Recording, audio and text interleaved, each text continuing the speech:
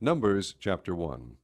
The Lord spoke to Moses in the tent of meeting in the desert of Sinai on the first day of the 2nd month of the 2nd year after the Israelites came out of Egypt. He said, "Take a census of the whole Israelite community by their clans and families, listing every man by name, one by one. You and Aaron are to number by their divisions all the men in Israel 20 years old or more who are able to serve in the army. One man from each tribe, each the head of his family, is to help you. These are the names of the men who are to assist you. From Reuben, Elizur, son of Shedur.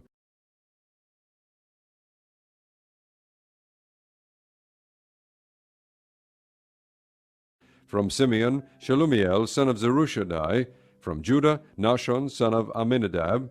From Issachar, Nathaniel, son of Zuar. From Zebulun, Eliab, son of Helon. From the sons of Joseph, from Ephraim, Elishama, son of Ammihud. From Manasseh, Gamaliel, son of Pedazur.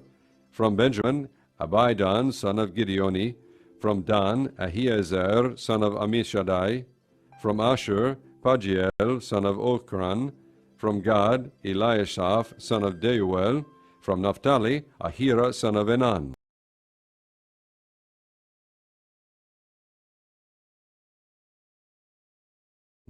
These were the men appointed from the community, the leaders of their ancestral tribes. They were the heads of the clans of Israel.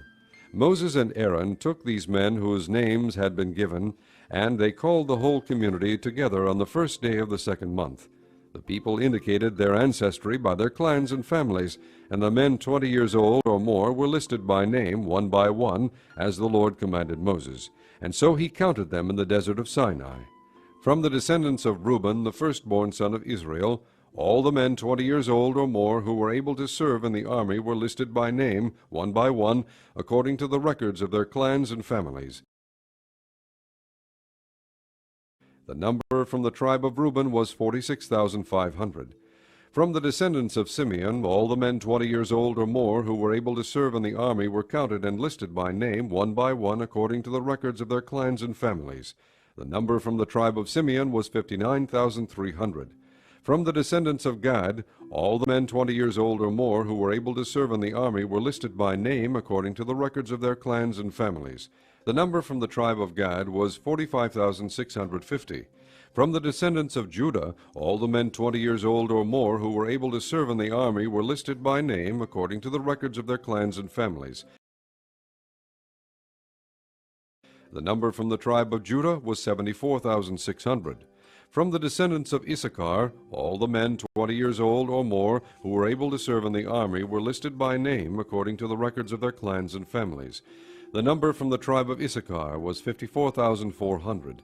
From the descendants of Zebulun, all the men 20 years old or more who were able to serve in the army were listed by name according to the records of their clans and families. The number from the tribe of Zebulun was 57,400. From the sons of Joseph, from the descendants of Ephraim, all the men 20 years old or more who were able to serve in the army were listed by name according to the records of their clans and families. The number from the tribe of Ephraim was 40,500. From the descendants of Manasseh, all the men 20 years old or more who were able to serve in the army were listed by name according to the records of their clans and families. The number from the tribe of Manasseh was 32,200.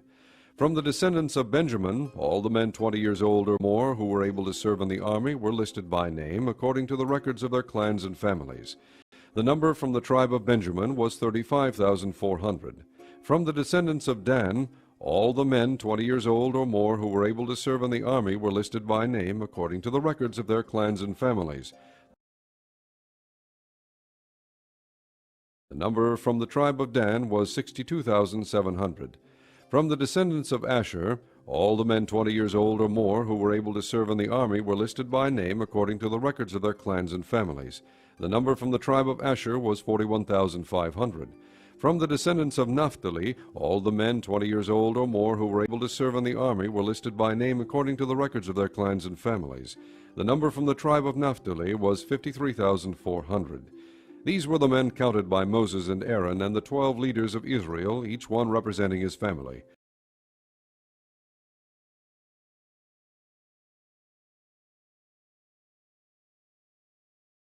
All the Israelites 20 years old or more who were able to serve in Israel's army were counted according to their families. The total number was 603,550. The families of the tribe of Levi, however, were not counted along with the others. The Lord had said to Moses, "You must not count the tribe of Levi or include them in the census of the other Israelites. Instead, appoint the Levites to be in charge of the tabernacle of the testimony, over all its furnishings and everything belonging to it. They are to carry the tabernacle and all its furnishings. They are to take care of it and encamp around it.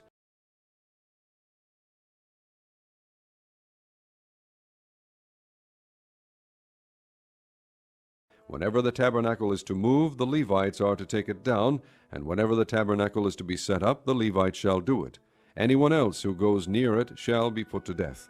The Israelites are to set up their tents by divisions, each man in his own camp under his own standard. The Levites, however, are to set up their tents around the tabernacle of the testimony so that wrath will not fall on the Israelite community. The Levites are to be responsible for the care of the tabernacle of the testimony. The Israelites did all this just as the Lord commanded Moses.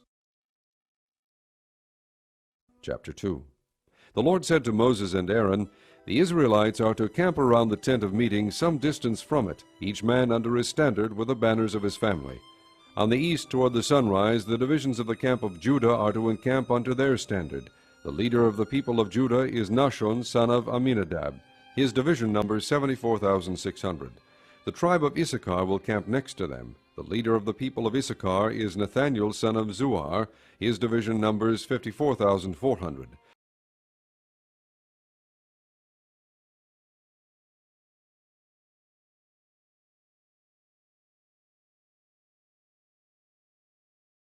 The tribe of Zebulun will be next. The leader of the people of Zebulun is Eliab, son of Helon. His division numbers 57,400. All the men assigned to the camp of Judah according to their divisions number 186,400. They will set out first. On the south will be the divisions of the camp of Reuben under their standard. The leader of the people of Reuben is Elizur, son of Shedur. His division numbers 46,500. The tribe of Simeon will camp next to them. The leader of the people of Simeon is Shelumiel, son of Zurishaddai. His division numbers 59,300.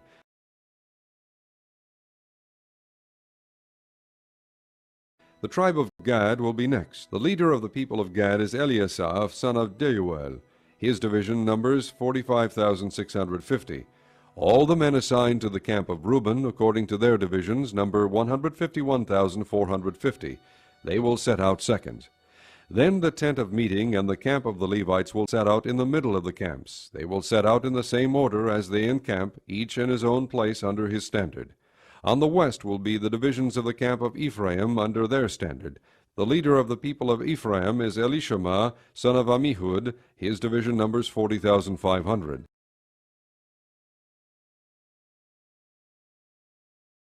The tribe of Manasseh will be next to them. The leader of the people of Manasseh is Gamaliel, son of Pedahzur. His division numbers 32,200. The tribe of Benjamin will be next. The leader of the people of Benjamin is Abidan, son of Gideoni. His division numbers 35,400. All the men assigned to the camp of Ephraim, according to their divisions, number 108,100. They will set out third. On the north will be the divisions of the camp of Dan, under their standard. The leader of the people of Dan is Ahiezer, son of Ammishaddai. His division numbers 62,700.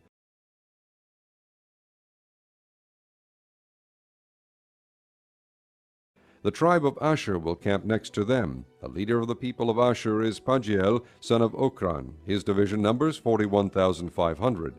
The tribe of Naphtali will be next. The leader of the people of Naphtali is Ahira, son of Enan. His division numbers 53,400. All the men assigned to the camp of Dan numbered 157,600. They will set out last under their standards. These are the Israelites, counted according to their families. All those in the camps, by their divisions, number 603,550.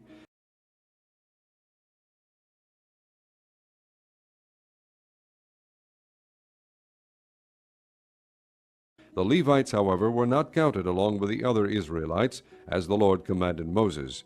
So the Israelites did everything the Lord commanded Moses. That is the way they encamped under their standards, and that is the way they set out, each with his clan and family. Chapter 3. This is the account of the family of Aaron and Moses at the time the Lord talked with Moses on Mount Sinai. The names of the sons of Aaron were Nadab the firstborn, and Abihu, Eleazar, and Ithamar. Those were the names of Aaron's sons, the anointed priests, who were ordained to serve as priests. Nadab and Abihu, however, fell dead before the Lord when they made an offering with unauthorized fire before him in the desert of Sinai. They had no sons, so only Eleazar and Ithamar served as priests during the lifetime of their father Aaron. The Lord said to Moses,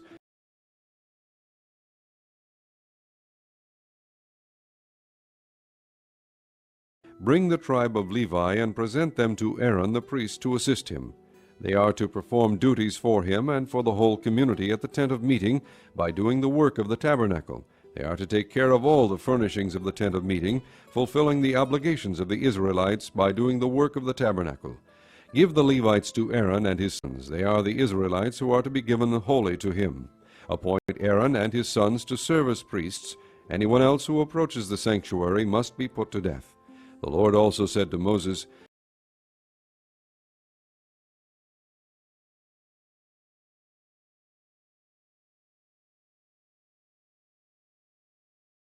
"I have taken the Levites from among the Israelites in place of the first male offspring of every Israelite woman. The Levites are mine, for all the firstborn are mine. When I struck down all the firstborn in Egypt, I set apart for myself every firstborn in Israel, whether man or animal. They are to be mine. I am the Lord." The Lord said to Moses in the desert of Sinai, "Count the Levites by their families and clans. Count every male a month old or more." So Moses counted them, as he was commanded by the word of the Lord. These were the names of the sons of Levi: Gershon, Kohath, and Merari. These were the names of the Gershonite clans: Libni and Shimei. The Kohathite clans: Amram, Ishar, Hebron, and Uzziel. The Merarite clans: Mali and Mushi. These were the Levite clans according to their families. To Gershon belonged the clans of the Libnites and Shimeites. These were the Gershonite clans. The number of all the males a month old or more who were counted was 7,500. The Gershonite clans were to camp on the west behind the tabernacle. The leader of the families of the Gershonites was Eliasaph, son of Lael.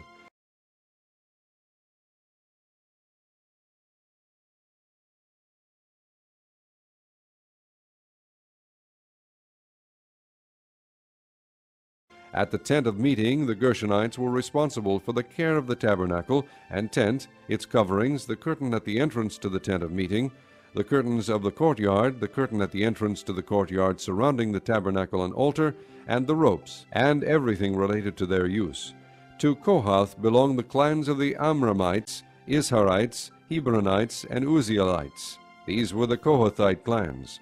The number of all the males a month old or more was 8,600. The Kohathites were responsible for the care of the sanctuary. The Kohathite clans were to camp on the south side of the tabernacle.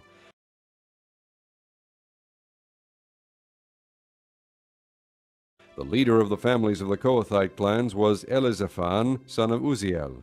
They were responsible for the care of the ark, the table, the lampstand, the altars, the articles of the sanctuary used in ministering, the curtain, and everything related to their use. The chief leader of the Levites was Eleazar, son of Aaron, the priest. He was appointed over those who were responsible for the care of the sanctuary. To Merari belonged the clans of the Malites and the Mushites. These were the Merarite clans. The number of all the males a month old or more who were counted was 6,200.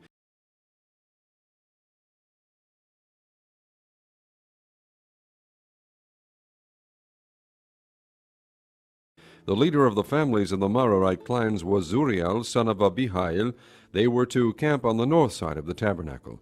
The Merarites were appointed to take care of the frames of the tabernacle, its crossbars, posts, bases, all its equipment, and everything related to their use, as well as the post of the surrounding courtyard with their bases, tent pegs, and ropes. Moses and Aaron and his sons were to camp to the east of the tabernacle toward the sunrise in front of the tent of meeting. They were responsible for the care of the sanctuary on behalf of the Israelites. Anyone else who approached the sanctuary was to be put to death.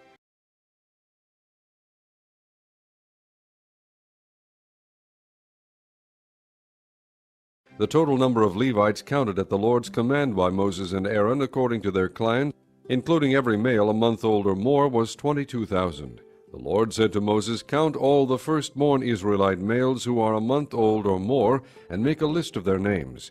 Take the Levites for me in place of all the firstborn of the Israelites, and the livestock of the Levites in place of all the firstborn of the livestock of the Israelites. I am the Lord."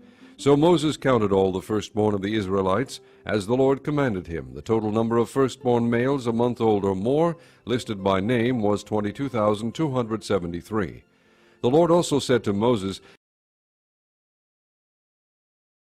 "Take the Levites in place of all the firstborn of Israel, and the livestock of the Levites in place of their livestock.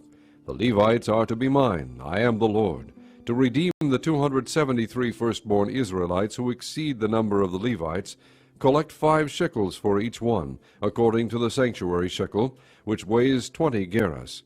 Give the money for the redemption of the additional Israelites to Aaron and his sons." So Moses collected the redemption money from those who exceeded the number redeemed by the Levites. Chapter 4. The Lord said to Moses and Aaron, "Take a census of the Kohathite branch of the Levites by their clans and families. Count all the men from 30 to 50 years of age who come to serve in the work of the tent of meeting. This is the work of the Kohathites in the tent of meeting, the care of the most holy things. When the camp is to move, Aaron and his sons are to go in and take down the shielding curtain and cover the ark of the testimony with it. Then they are to cover this with hides of sea cows, spread a cloth of solid blue over that, and put the poles in place.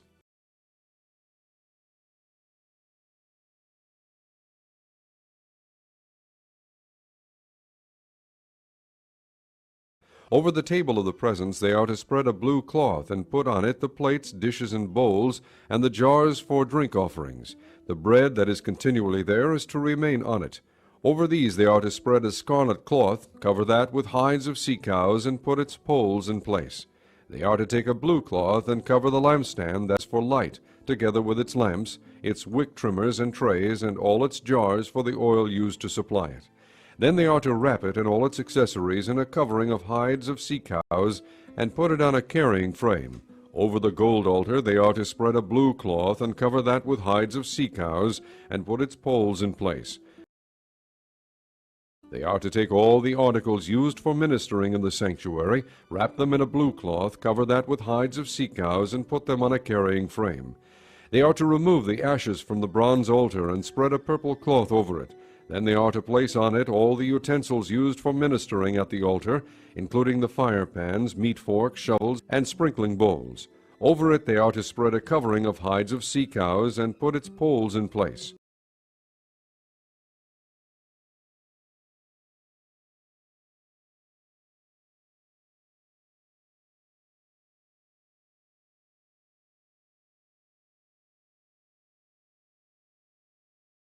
After Aaron and his sons have finished covering the holy furnishings and all the holy articles, and when the camp is ready to move, the Kohathites are to come to do the carrying. But they must not touch the holy things, or they will die. The Kohathites are to carry those things that are in the tent of meeting. Eleazar, son of Aaron the priest, is to have charge of the oil for the light, the fragrant incense, the regular grain offering, and the anointing oil. He is to be in charge of the entire tabernacle and everything in it, including its holy furnishings and articles. The Lord said to Moses and Aaron, "See that the Kohathite tribal clans are not cut off from the Levites, so that they may live and not die when they come near the most holy things. Do this for them. Aaron and his sons are to go into the sanctuary, and assign to each man his work and what he is to carry. But the Kohathites must not go in to look at the holy things, even for a moment, or they will die."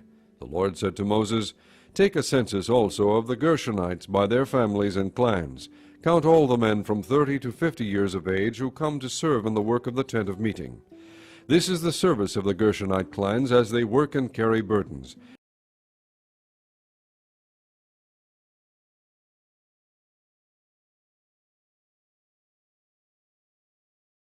They are to carry the curtains of the tabernacle, the tent of meeting, its covering and the outer covering of hides of sea cows, the curtains for the entrance to the tent of meeting, the curtains of the courtyard surrounding the tabernacle and altar, the curtain for the entrance, the ropes, and all the equipment used in its service.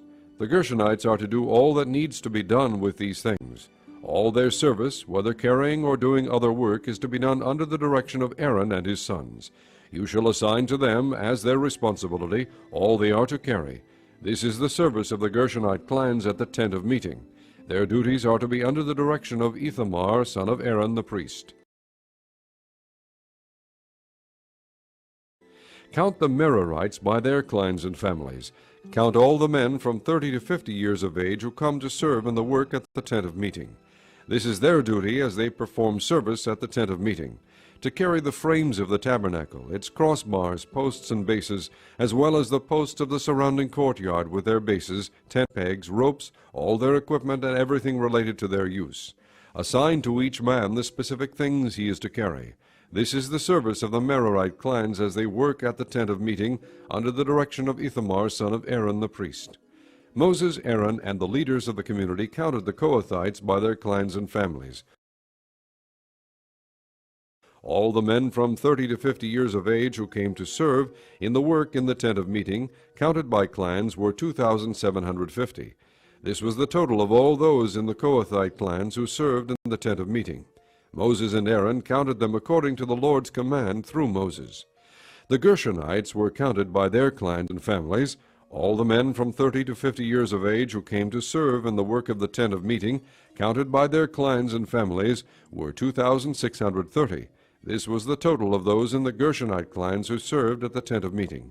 Moses and Aaron counted them according to the Lord's command. The Merarites were counted by their clans and families. All the men from 30 to 50 years of age who came to serve in the work at the tent of meeting, counted by their clans, were 3,200. This was the total of those in the Merarite clans. Moses and Aaron counted them according to the Lord's command through Moses. So Moses, Aaron, and the leaders of Israel counted all Levites by their clans and families.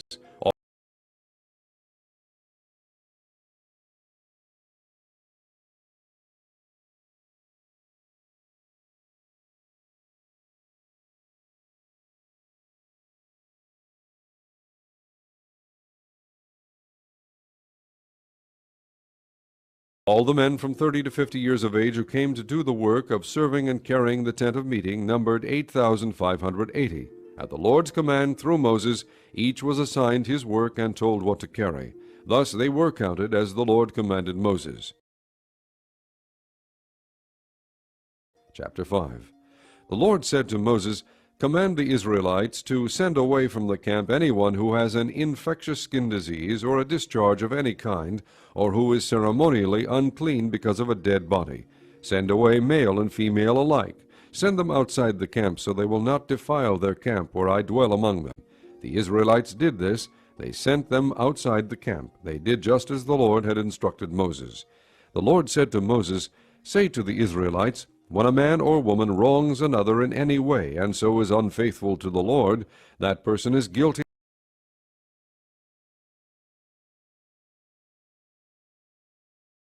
and must confess the sin he has committed. He must make full restitution for his wrong, add 1/5 to it, and give it all to the person he has wronged. But if that person has no close relative to whom restitution can be made for the wrong, the restitution belongs to the Lord and must be given to the priest, along with the ram with which atonement is made for him. All the sacred contributions the Israelites bring to a priest will belong to him. Each man's sacred gifts are his own, but what he gives to the priest will belong to the priest." Then the Lord said to Moses,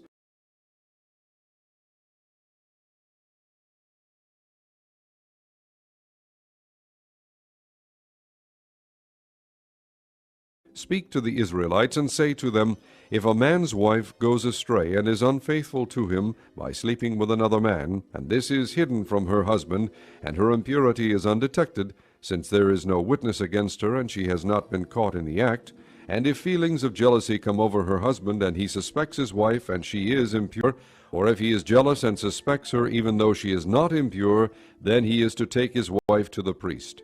He must also take an offering of 1/10 of an ephah of barley flour on her behalf. He must not pour oil on it or put incense on it, because it is a grain offering for jealousy, a reminder offering to draw attention to guilt. The priest shall bring her and have her stand before the Lord.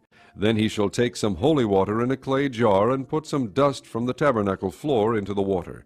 After the priest has had the woman stand before the Lord, he shall loosen her hair and place in her hands the reminder offering, the grain offering for jealousy, while he himself holds the bitter water that brings a curse. Then the priest shall put the woman on oath and say to her, "If no other man has slept with you, and you have not gone astray and become impure while married to your husband, may this bitter water that brings a curse not harm you. But if you have gone astray while married to your husband, and you have defiled yourself by sleeping with a man other than your husband," here the priest is to put the woman under this curse of the oath, "May the Lord cause your people to curse and denounce you when he causes your thigh to waste away and your abdomen to swell. May this water that brings a curse enter your body, so that your abdomen swells and your thigh wastes away." Then the woman is to say, "Amen, so be it." The priest is to write these curses on a scroll and then wash them off into the bitter water. He shall have the woman drink the bitter water that brings a curse, and this water will enter her and cause bitter suffering. The priest is to take from her hands the grain offering for jealousy, wave it before the Lord, and bring it to the altar.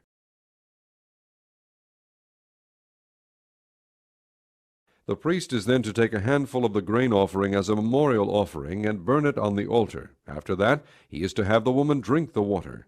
If she has defiled herself and been unfaithful to her husband, then when she is made to drink the water that brings a curse, it will go into her and cause bitter suffering. Her abdomen will swell and her thigh waste away, and she will become accursed among her people.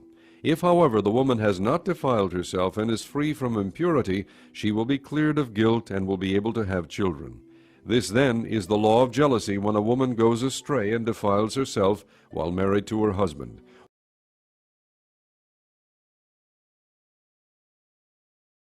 or when feelings of jealousy come over a man because he suspects his wife.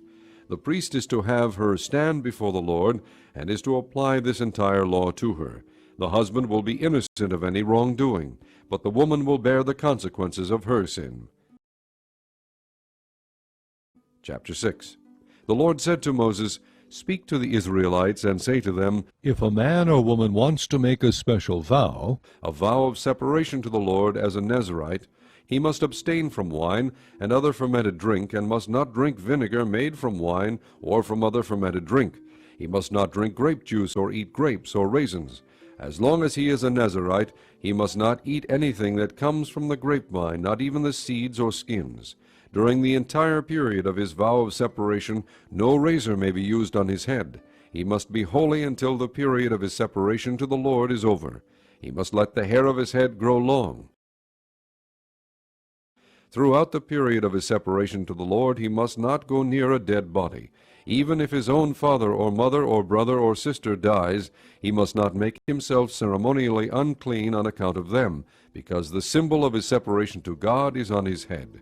Throughout the period of his separation he is consecrated to the Lord. If someone dies suddenly in his presence, thus defiling the hair he has dedicated, he must shave his head on the day of his cleansing, the 7th day. Then on the 8th day he must bring 2 doves or 2 young pigeons to the priest at the entrance to the tent of meeting.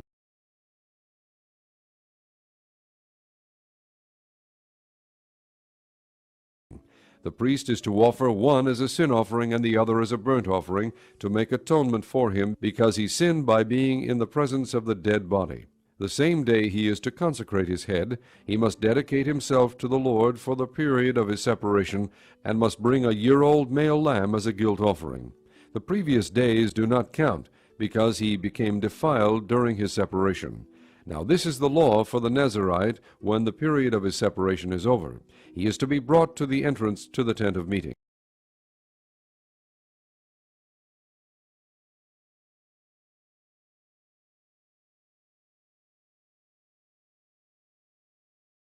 There he is to present his offerings to the Lord, a year-old male lamb without defect for a burnt offering, a year-old ewe lamb without defect for a sin offering, a ram without defect for a fellowship offering, together with their grain offerings and drink offerings, and a basket of bread made without yeast, cakes made of fine flour mixed with oil, wafers spread with oil.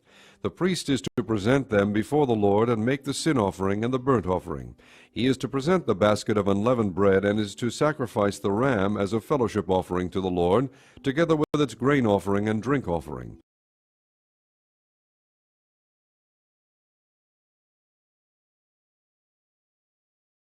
Then at the entrance to the tent of meeting, the Nazirite must shave off the hair that he dedicated. He is to take the hair and put it in the fire that is under the sacrifice of the fellowship offering. After the Nazirite has shaved off the hair of his dedication, the priest is to place in his hands a boiled shoulder of the ram, and a cake and a wafer from the basket, both made without yeast. The priest shall then wave them before the Lord as a wave offering. They are holy and belong to the priest, together with the breast that was waved and the thigh that was presented. After that, the Nazirite may drink wine.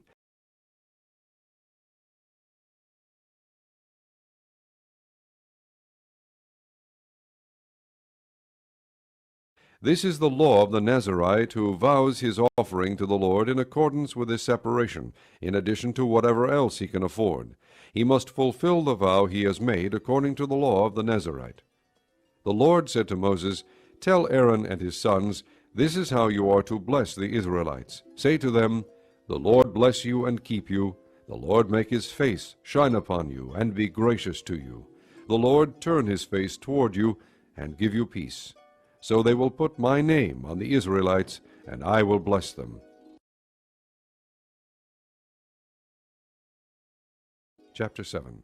When Moses finished setting up the tabernacle, he anointed it and consecrated it, and all its furnishings. He also anointed and consecrated the altar and all its utensils. Then the leaders of Israel, the heads of families who were the tribal leaders in charge of those who were counted, made offerings. They brought as their gifts before the Lord 6 carts and 12 oxen, an ox from each leader and a cart from every 2. These they presented before the tabernacle. The Lord said to Moses, "Accept these from them, that they may be used in the work at the tent of meeting. Give them to the Levites as each man's work requires."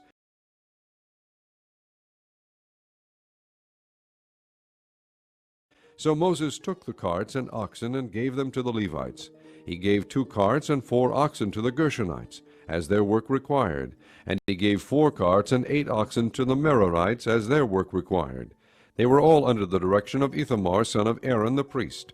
But Moses did not give any to the Kohathites, because they were to carry on their shoulders the holy things for which they were responsible. When the altar was anointed, the leaders brought their offerings for its dedication and presented them before the altar. For the Lord had said to Moses, "Each day 1 leader is to bring his offering for the dedication of the altar."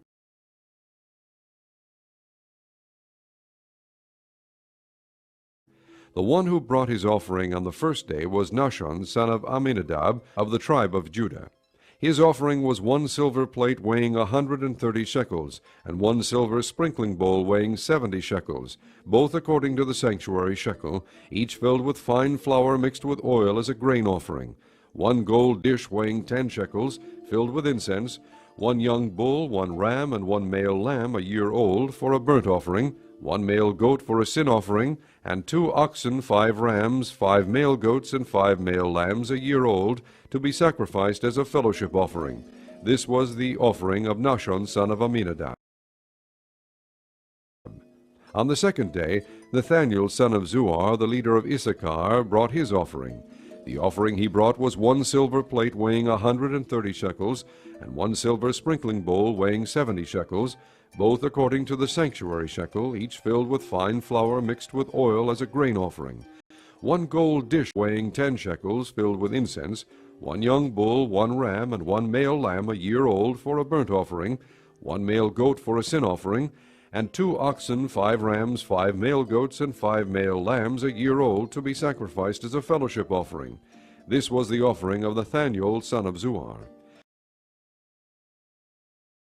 On the third day, Eliab, son of Helon, the leader of the people of Zebulun, brought his offering. His offering was 1 silver plate weighing 130 shekels, and 1 silver sprinkling bowl weighing 70 shekels, both according to the sanctuary shekel, each filled with fine flour mixed with oil as a grain offering.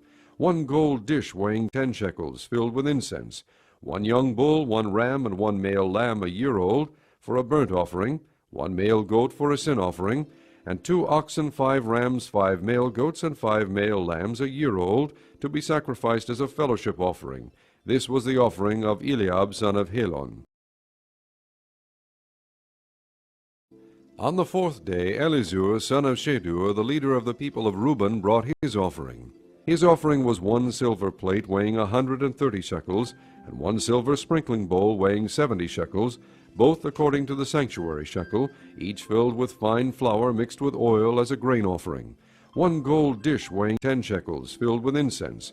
1 young bull, 1 ram, and 1 male lamb a year old, for a burnt offering. 1 male goat for a sin offering, and 2 oxen, 5 rams, 5 male goats, and 5 male lambs a year old, to be sacrificed as a fellowship offering. This was the offering of Elizur son of Shedur. On the 5th day, Shelumiel son of Zurishaddai, the leader of the people of Simeon, brought his offering. His offering was 1 silver plate weighing 130 shekels, and 1 silver sprinkling bowl weighing 70 shekels, both according to the sanctuary shekel, each filled with fine flour mixed with oil as a grain offering. 1 gold dish weighing 10 shekels, filled with incense. 1 young bull, 1 ram, and 1 male lamb a year old, for a burnt offering. 1 male goat for a sin offering, and 2 oxen, 5 rams, 5 male goats, and 5 male lambs a year old, to be sacrificed as a fellowship offering. This was the offering of Shelumiel son of Zurishaddai. On the 6th day, Eliasaph son of Deuel, the leader of the people of God, brought his offering. His offering was 1 silver plate weighing 130 shekels, and 1 silver sprinkling bowl weighing 70 shekels, both according to the sanctuary shekel, each filled with fine flour mixed with oil as a grain offering. 1 gold dish weighing 10 shekels, filled with incense. 1 young bull, 1 ram, and 1 male lamb a year old, for a burnt offering. 1 male goat for a sin offering, and 2 oxen, 5 rams, 5 male goats, and 5 male lambs a year old, to be sacrificed as a fellowship offering. This was the offering of Eliasaph son of Deuel. On the 7th day, Elishama son of Ammihud, the leader of the people of Ephraim, brought his offering. His offering was 1 silver plate weighing 130 shekels, and 1 silver sprinkling bowl weighing 70 shekels, both according to the sanctuary shekel, each filled with fine flour mixed with oil as a grain offering. 1 gold dish weighing 10 shekels, filled with incense. 1 young bull, 1 ram, and 1 male lamb a year old, for a burnt offering. 1 male goat for a sin offering, and 2 oxen, 5 rams, 5 male goats, and 5 male lambs a year old, to be sacrificed as a fellowship offering. This was the offering of Elishama son of Ammihud. On the 8th day, Gamaliel son of Pedazur, the leader of the people of Manasseh, brought his offering. His offering was 1 silver plate weighing 130 shekels, and 1 silver sprinkling bowl weighing 70 shekels, both according to the sanctuary shekel, each filled with fine flour mixed with oil as a grain offering. 1 gold dish weighing 10 shekels, filled with incense. 1 young bull, 1 ram, and 1 male lamb a year old, for a burnt offering. 1 male goat for a sin offering, and 2 oxen, 5 rams, 5 male goats, and 5 male lambs a year old, to be sacrificed as a fellowship offering. This was the offering of Gamaliel son of Pedazur. On the 9th day, Abidan son of Gideoni, the leader of the people of Benjamin, brought his offering. His offering was 1 silver plate weighing 130 shekels, and 1 silver sprinkling bowl weighing 70 shekels, both according to the sanctuary shekel, each filled with fine flour mixed with oil as a grain offering. 1 gold dish weighing 10 shekels, filled with incense.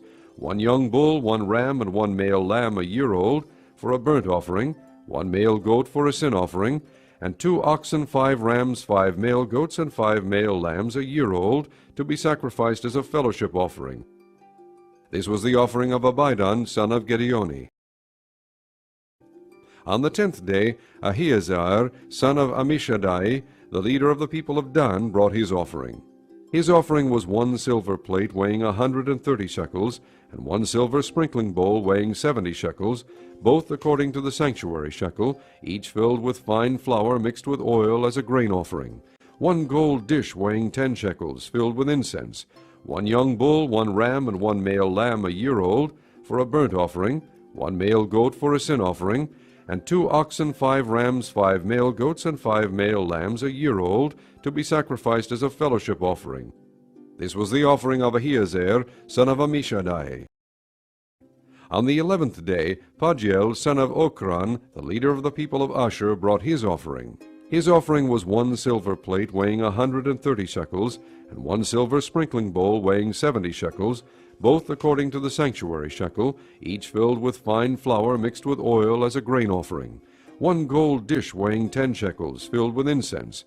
1 young bull, 1 ram, and 1 male lamb a year old, for a burnt offering. 1 male goat for a sin offering, and 2 oxen, 5 rams, 5 male goats, and 5 male lambs a year old, to be sacrificed as a fellowship offering. This was the offering of Pagiel, son of Ochran. On the 12th day, Ahira, son of Enan, the leader of the people of Naphtali, brought his offering.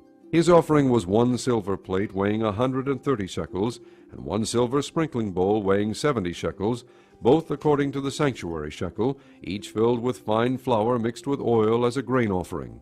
1 gold dish weighing 10 shekels, filled with incense. 1 young bull, 1 ram, and 1 male lamb a year old, for a burnt offering. 1 male goat for a sin offering, and 2 oxen, 5 rams, 5 male goats, and 5 male lambs a year old, to be sacrificed as a fellowship offering. This was the offering of Ahira, son of Enan. These were the offerings of the Israelite leaders for the dedication of the altar when it was anointed: 12 silver plates, 12 silver sprinkling bowls, and 12 gold dishes. Each silver plate weighed 130 shekels, and each sprinkling bowl 70 shekels. Altogether the silver dishes weighed 2,400 shekels, according to the sanctuary shekel. The 12 gold dishes filled with incense weighed 10 shekels each, according to the sanctuary shekel. Altogether the gold dishes weighed 120 shekels. The total number of animals for the burnt offering came to 12 young bulls, 12 rams, and 12 male lambs a year old, together with their grain offering. 12 male goats were used for the sin offering. The total number of animals for the sacrifice of the fellowship offering came to 24 oxen, 60 rams, 60 male goats, and 60 male lambs a year old. These were the offerings for the dedication of the altar after it was anointed. When Moses entered the tent of meeting to speak with the Lord, he heard the voice speaking to him from between the 2 cherubim above the atonement cover on the ark of the testimony, and he spoke with him. Chapter 8. The Lord said to Moses, "Speak to Aaron and say to him, when you set up the 7 lamps, they are to light the area in front of the lampstand." Aaron did so. He set up the lamps so that they faced forward on the lampstand, just as the Lord commanded Moses. This is how the lampstand was made. It was made of hammered gold, from its base to its blossoms. The lampstand was made exactly like the pattern the Lord had shown Moses. The Lord said to Moses, "Take the Levites from among the other Israelites and make them ceremonially clean,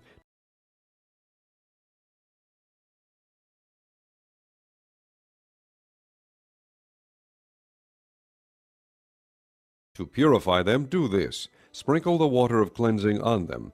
Then have them shave their whole bodies and wash their clothes, and so purify themselves. Have them take a young bull with its grain offering of fine flour mixed with oil. Then you are to take a second young bull for a sin offering. Bring the Levites to the front of the tent of meeting and assemble the whole Israelite community. You are to bring the Levites before the Lord, and the Israelites are to lay their hands on them. Aaron is to present the Levites before the Lord as a wave offering from the Israelites, so that they may be ready to do the work of the Lord.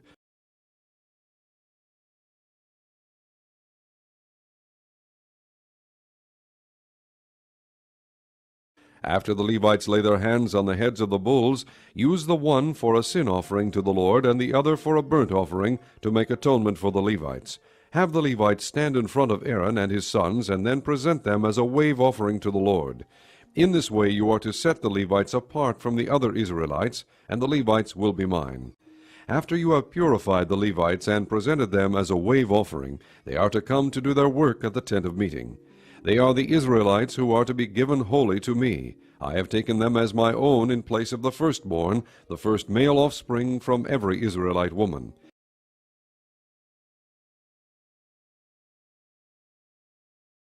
Every firstborn male in Israel, whether man or animal, is mine. When I struck down all the firstborn in Egypt, I set them apart for myself, and I have taken the Levites in place of all the firstborn sons in Israel. Of all the Israelites I have given the Levites as gifts to Aaron and his sons to do the work at the tent of meeting on behalf of the Israelites, and to make atonement for them, so that no plague will strike the Israelites when they go near the sanctuary. Moses, Aaron, and the whole Israelite community did with the Levites just as the Lord commanded Moses.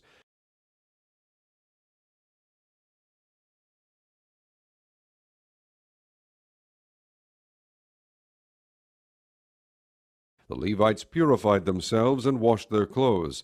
Then Aaron presented them as a wave offering before the Lord, and made atonement for them to purify them. After that, the Levites came to do their work at the tent of meeting under the supervision of Aaron and his sons. They did with the Levites just as the Lord commanded Moses. The Lord said to Moses, "This applies to the Levites. Men 25 years old or more shall come to take part in the work at the tent of meeting.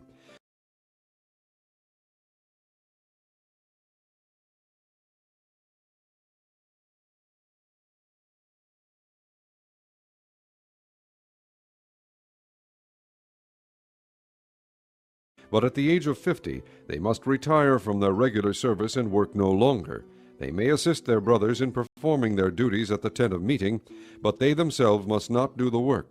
This, then, is how you are to assign the responsibilities of the Levites." Chapter 9.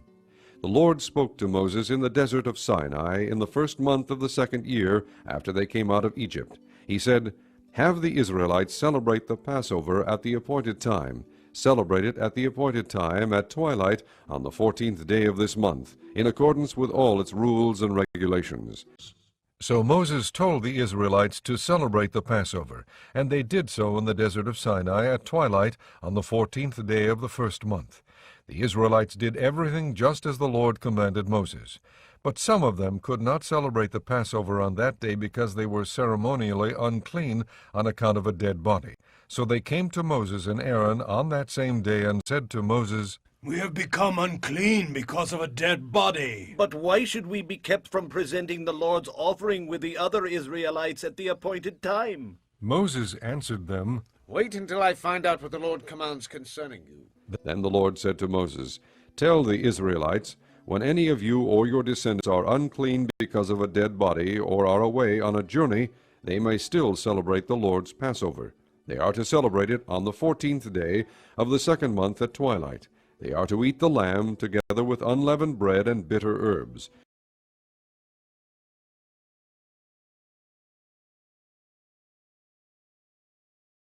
They must not leave any of it till morning or break any of its bones. When they celebrate the Passover, they must follow all the regulations. But if a man who is ceremonially clean and not on a journey fails to celebrate the Passover, that person must be cut off from his people because he did not present the Lord's offering at the appointed time. That man will bear the consequences of his sin. An alien living among you who wants to celebrate the Lord's Passover must do so in accordance with its rules and regulations. You must have the same regulations for the alien and the native born. On the day the tabernacle, the tent of the testimony, was set up, the cloud covered it. From evening till morning the cloud above the tabernacle looked like fire.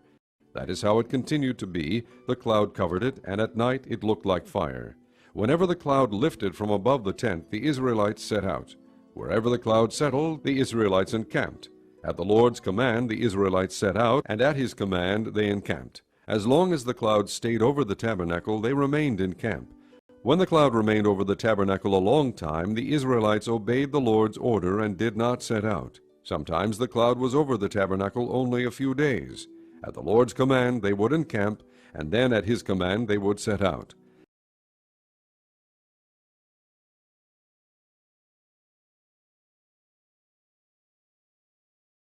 Sometimes the cloud stayed only from evening till morning, and when it lifted in the morning they set out. Whether by day or by night, whenever the cloud lifted they set out.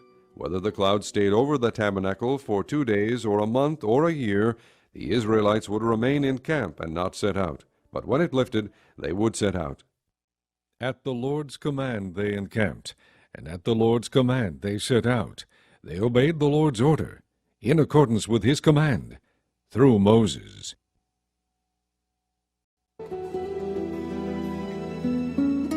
Chapter 10.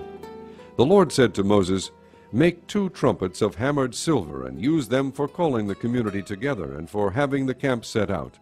When both are sounded, the whole community is to assemble before you at the entrance to the tent of meeting.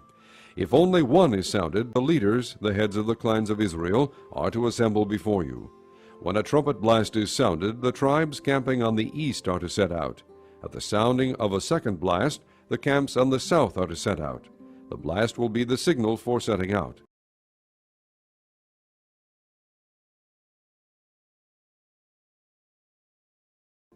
To gather the assembly, blow the trumpets, but not with the same signal. The sons of Aaron, the priests, are to blow the trumpets. This is to be a lasting ordinance for you and the generations to come. When you go into battle in your own land against an enemy who is oppressing you, sound a blast on the trumpets. Then you will be remembered by the Lord your God and rescued from your enemies. Also at your times of rejoicing, your appointed feasts and new moon festivals, you are to sound the trumpets over your burnt offerings and fellowship offerings, and they will be a memorial for you before your God. I am the Lord your God. On the 20th day of the 2nd month of the 2nd year, the cloud lifted from above the tabernacle of the testimony. Then the Israelites set out from the desert of Sinai and traveled from place to place until the cloud came to rest in the desert of Paran. They set out this first time at the Lord's command through Moses. The divisions of the camp of Judah went first, under their standard. Nahshon, son of Amminadab, was in command. Nethanel, son of Zuar, was over the division of the tribe of Issachar, and Eliab, son of Helon, was over the division of the tribe of Zebulun. Then the tabernacle was taken down, and the Gershonites and Merarites who carried it set out.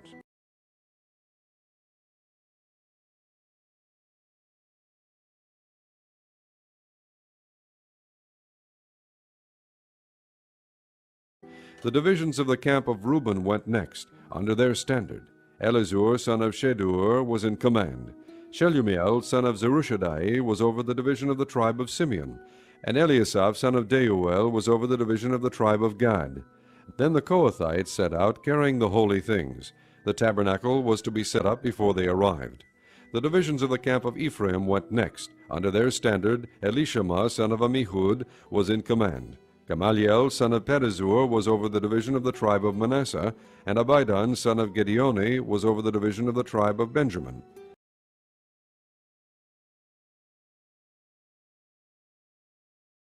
Finally, as the rear guard for all the units, the divisions of the camp of Dan set out, under their standard. Ahiezer, son of Ammishaddai, was in command. Pagiel, son of Okran, was over the division of the tribe of Asher, and Ahira, son of Enan, was over the division of the tribe of Naphtali. This was the order of march for the Israelite divisions as they set out. Now Moses said to Hobab, son of Reuel the Midianite, Moses' father-in-law, We are setting out for the place about which the Lord said, I will give it to you. Come with us, and we will treat you well, for the Lord has promised good things to Israel. He answered, No, I will not go. I am going back to my own land and my own people. But Moses said, Please do not leave us. You know where we should camp in the desert, and you can be our eyes. If you come with us, we will share with you whatever good things the Lord gives us. So they set out from the mountain of the Lord and traveled for 3 days. The ark of the covenant of the Lord went before them during those 3 days to find them a place to rest. The cloud of the Lord was over them by day when they set out from the camp. Whenever the ark set out, Moses said, Rise up, O Lord. May your enemies be scattered. May your foes flee before you. Whenever it came to rest, he said, Return, O Lord, to the countless thousands of Israel. Chapter 11.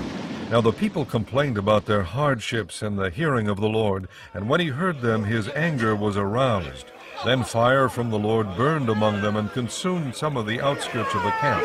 When the people cried out to Moses, he prayed to the Lord, and the fire died down. So that place was called Taberah, because fire from the Lord had burned among them. The rabble with them began to crave other food, and again the Israelites started wailing and said, If only we had meat to eat.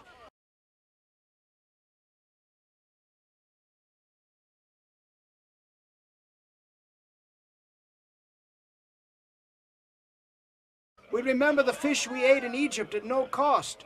Also the cucumbers, melons, leeks, onions, and garlic. But now we have lost our appetite. We never see anything but this manna. The manna was like coriander seed and looked like resin. The people went around gathering it and then ground it in a hand mill or crushed it in a mortar. They cooked it in a pot or made it into cakes, and it tasted like something made with olive oil.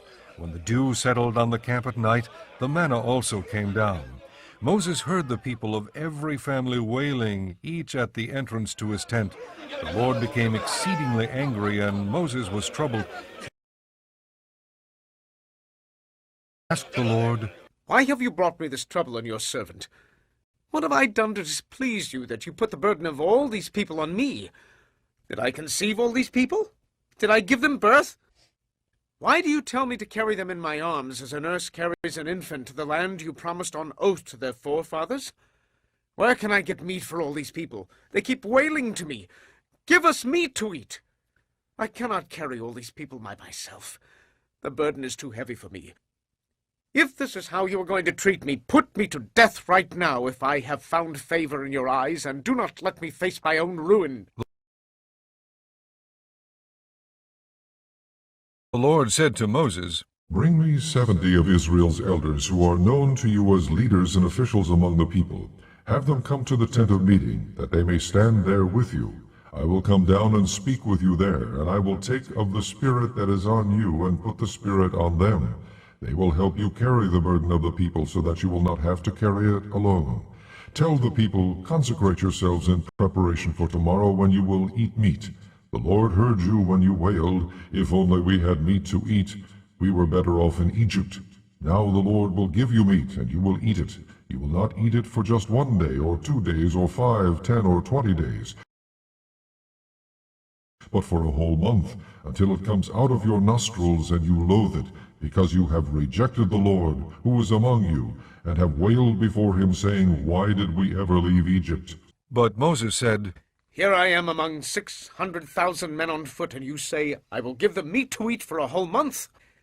Would they have enough if flocks and herds were slaughtered for them? Would they have enough if all the fish in the sea were caught for them? The Lord answered Moses, Is the Lord's arm too short? You will now see whether or not what I say will come true for you. So Moses went out and told the people what the Lord had said. He brought together 70 of their elders and had them stand around the tent. Then the Lord came down in the cloud and spoke with him, and he took of the Spirit that was on him and put the Spirit on the 70 elders. When the Spirit rested on them, they prophesied, but they did not do so again. However, 2 men, whose names were Eldad and Medad, had remained in the camp. They were listed among the elders, but did not go out to the tent.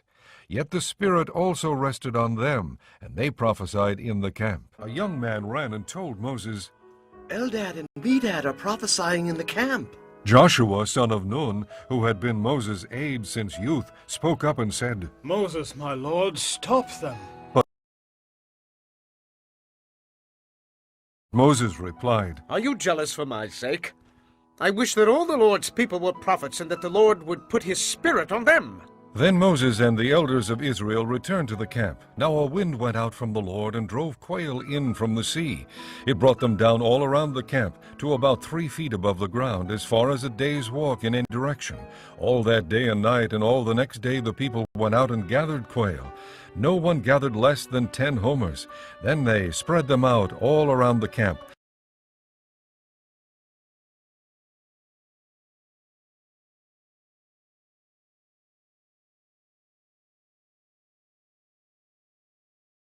But while the meat was still between their teeth, and before it could be consumed, the anger of the Lord burned against the people, and he struck them with a severe plague.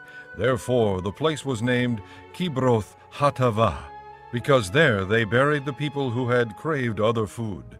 From Kibroth Hattaavah the people traveled to Hazeroth and stayed there. Chapter 12. Miriam and Aaron began to talk against Moses because of his Cushite wife, for he had married a Cushite. Has the Lord spoken only through Moses? They asked, Hasn't he also spoken through us? and the Lord heard this. Now Moses was a very humble man, more humble than anyone else on the face of the earth. At once the Lord said to Moses, Aaron, and Miriam, Come out to the tent of meeting, all three of you. So the three of them came out. Then the Lord came down in a pillar of cloud. He stood at the entrance to the tent and summoned Aaron and Miriam. When both of them stepped forward, he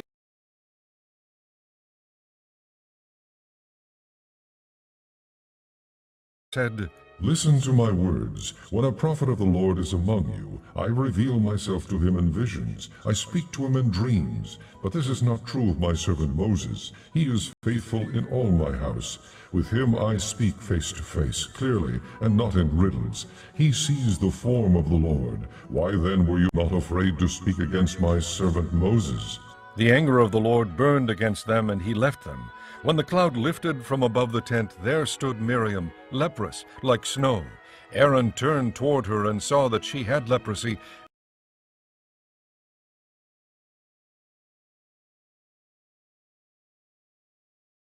And he said to Moses, Please, my Lord, do not hold against us the sin we have so foolishly committed. Do not let her be like a stillborn infant coming from its mother's womb, with its flesh half eaten away. So Moses cried out to the Lord. Oh God, please heal her. The Lord replied to Moses, If her father had spit in her face, would she not have been in disgrace for 7 days? Confine her outside the camp for 7 days. After that she can be brought back. So Miriam was confined outside the camp for 7 days, and the people did not move on till she was brought back. After that the people left Hazeroth and encamped in the desert of Paran. Chapter 13. The Lord said to Moses, Send some men to explore the land of Canaan, which I am giving to the Israelites. From each ancestral tribe send one of its leaders. So at the Lord's command Moses sent them out from the desert of Paran. All of them were leaders of the Israelites. These are their names. From the tribe of Reuben, Shammua, son of Zakur. From the tribe of Simeon, Shaphat, son of Hori. From the tribe of Judah, Caleb, son of Jephunneh. From the tribe of Issachar, Igal, son of Joseph. From the tribe of Ephraim, Hoshea, son of Nun.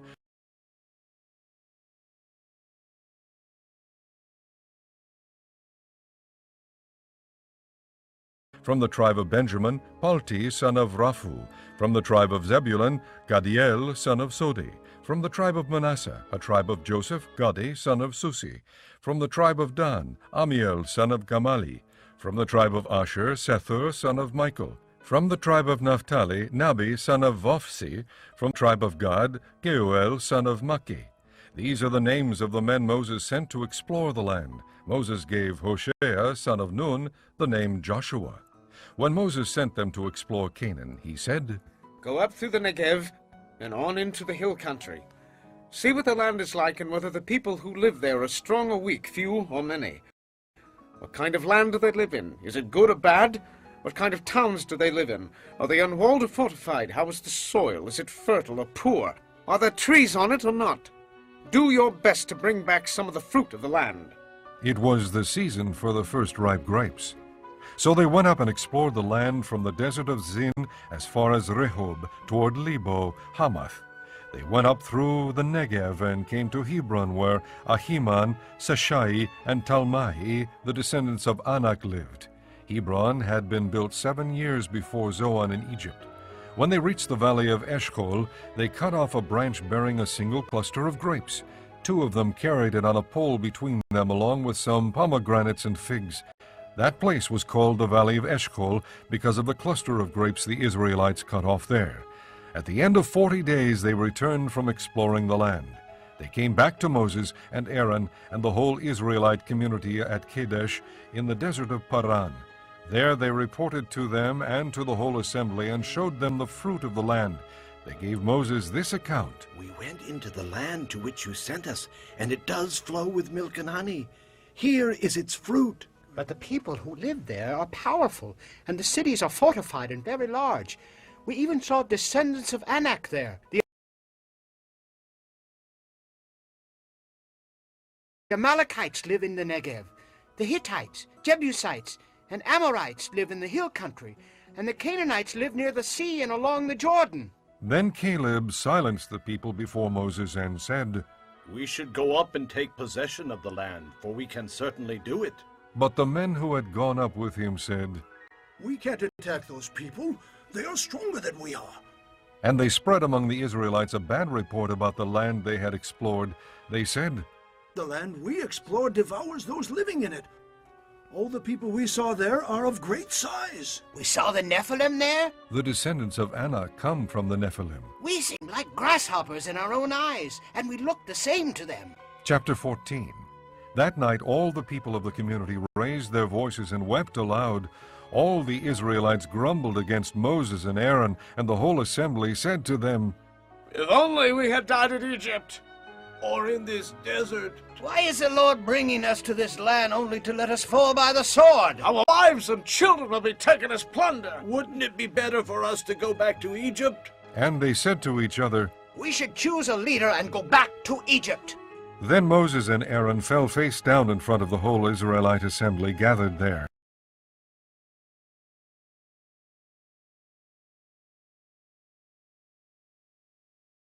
Joshua son of Nun and Caleb son of Jephunneh, who were among those who had explored the land, tore their clothes and said to the entire Israelite assembly, The land we passed through and explored is exceedingly good. If the Lord is pleased with us, he will lead us into that land, a land flowing with milk and honey, and will give it to us. Only do not rebel against the Lord, and do not be afraid of the people of the land, because we will swallow them up. Their protection is gone, but the Lord is with us. Do not be afraid of them. But the whole assembly talked about stoning them. Then the glory of the Lord appeared at the tent of meeting to all the Israelites. The Lord said to Moses, How long will these people treat me with contempt? How long will they refuse to believe in me, in spite of all the miraculous signs I have performed among them? I will strike them down with a plague and destroy them, but I will make you into a nation greater and stronger than they. Moses said to the Lord, And the Egyptians will hear about it. By your power you brought these people up from among them, and they will tell the inhabitants of this land about it. They have already heard that you, O Lord, are with these people, and that you, O Lord, have been seen face to face, that your cloud stays over them, and that you go before them in a pillar of cloud by day, and a pillar of fire by night. If you put these people to death all at one time, the nations who have heard this report about you will say the Lord was not able to bring these people into the land he promised them on oath, so he slaughtered them in the desert. Now may the Lord's strength be displayed, just as you have declared. The Lord is slow to anger, abounding in love, and forgiving sin and rebellion. Yet he does not leave the guilty unpunished. He punishes the children for the sin of the fathers to the third and fourth generation. In accordance with your great love, forgive the sin of these people, just as you have pardoned them from the time they left Egypt until now.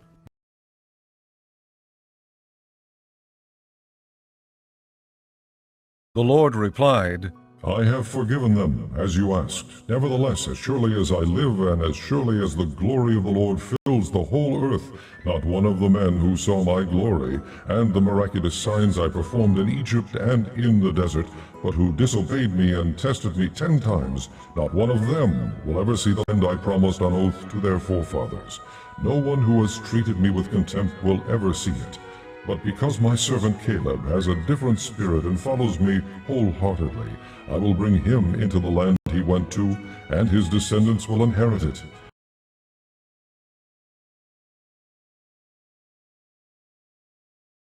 Since the Amalekites and Canaanites are living in the valleys, turn back tomorrow, and set out toward the desert along the route to the Red Sea. The Lord said to Moses and Aaron, How long will this wicked community grumble against me? I have heard the complaints of these grumbling Israelites. So tell them, as surely as I live, declares the Lord, I will do to you the very things I heard you say. In this desert your bodies will fall, every one of you 20 years old or more who was counted in the census and who has grumbled against me.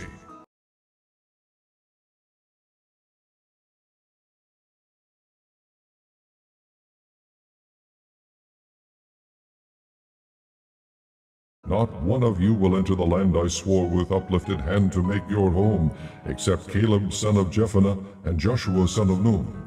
As for your children that you said would be taken as plunder, I will bring them in to enjoy the land you have rejected.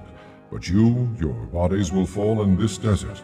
Your children will be shepherds here for 40 years, suffering for your unfaithfulness, until the last of your bodies lies in the desert. For 40 years, 1 year for each of the 40 days you explored the land, you will suffer for your sins and know what it is like to have me against you.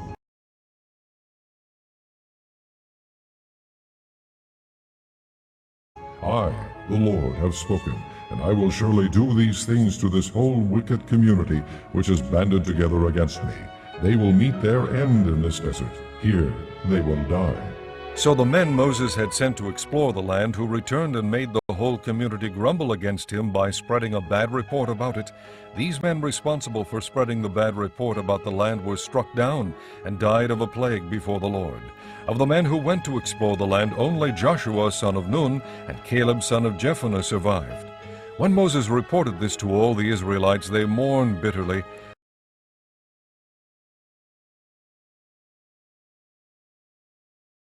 Early the next morning they went up toward the high hill country. We have sinned, They said. We will go up to the place the Lord promised. But Moses said, Why are you disobeying the Lord's command? This will not succeed. Do not go up, because the Lord is not with you. You will be defeated by your enemies. For the Amalekites and the Canaanites will face you there. Because you have turned away from the Lord, he will not be with you, and you will fall by the sword.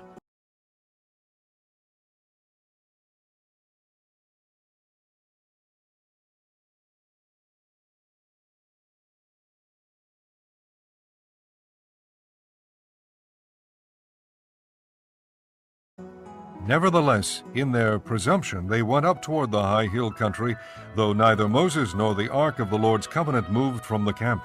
Then the Amalekites and Canaanites who lived in that hill country came down and attacked them and beat them down all the way to Hormah.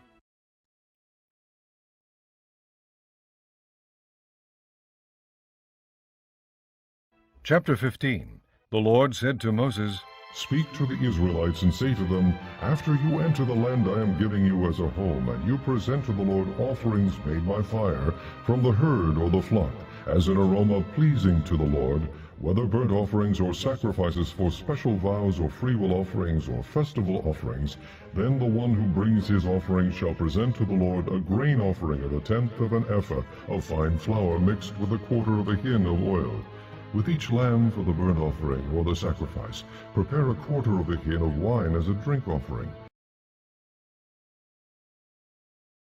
With a ram, prepare a grain offering of 2/10 of an ephah of fine flour, mixed with 1/3 of a hin of oil, and 1/3 of a hin of wine as a drink offering. Offer it as an aroma pleasing to the Lord. When you prepare a young bull as a burnt offering or sacrifice for a special vow or a fellowship offering to the Lord, bring with the bull a grain offering of 3/10 of an ephah of fine flour mixed with 1/2 a hin of oil. Also bring 1/2 a hin of wine as a drink offering. It will be an offering made by fire, an aroma pleasing to the Lord. Each bull or ram, each lamb or young goat is to be prepared in this manner. Do this for each one, for as many as you prepare. Everyone who is native-born must do these things in this way when he brings an offering made by fire as an aroma pleasing to the Lord. For the generations to come, whenever an alien or anyone else living among you presents an offering made by fire as an aroma pleasing to the Lord, he must do exactly as you do. The community is to have the same rules for you and for the alien living among you. This is a lasting ordinance for the generations to come. You and the alien shall be the same before the Lord. The same laws and regulations will apply both to you and to the alien living among you. The Lord said to Moses,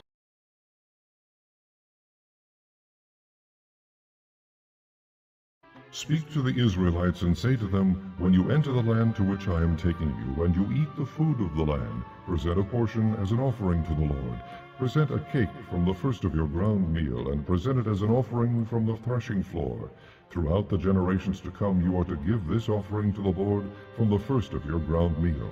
Now if you unintentionally fail to keep any of these commands the Lord gave Moses, any of the Lord's commands to you through him, from the day the Lord gave them and continuing through the generations to come,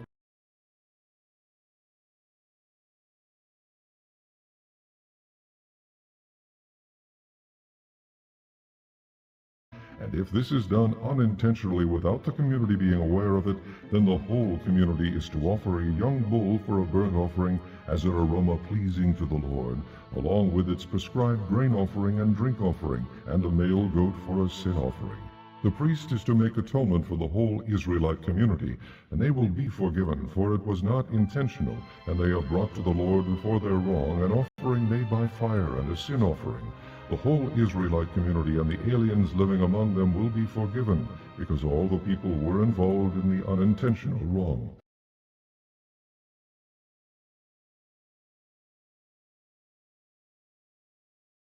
But if just one person sins unintentionally, he must bring a year-old female goat for a sin offering.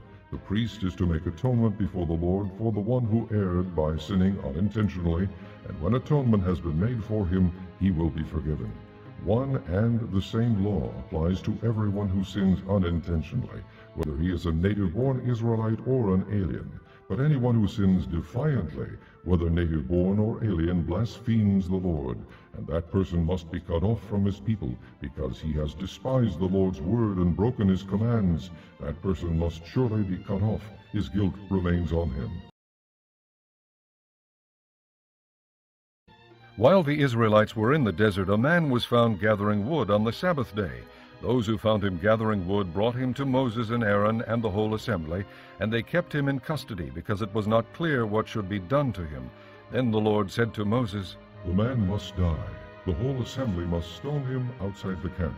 So the assembly took him outside the camp and stoned him to death, as the Lord commanded Moses. The Lord said to Moses,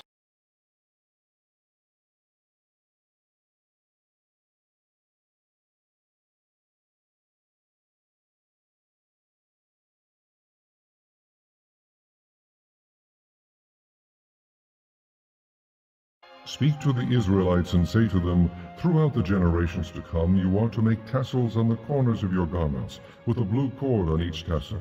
You will have these tassels to look at, and so you will remember all the commands of the Lord, that you may obey them and not prostitute yourselves by going after the lusts of your own hearts and eyes. Then you will remember to obey all my commands, and will be consecrated to your God. I am the Lord your God, who brought..." Chapter 16. Korah, son of Isar, the son of Kohath, the son of Levi, and certain Reubenites, Dathan and Abiram, sons of Eliab, and On, son of Peleth, became insolent and rose up against Moses.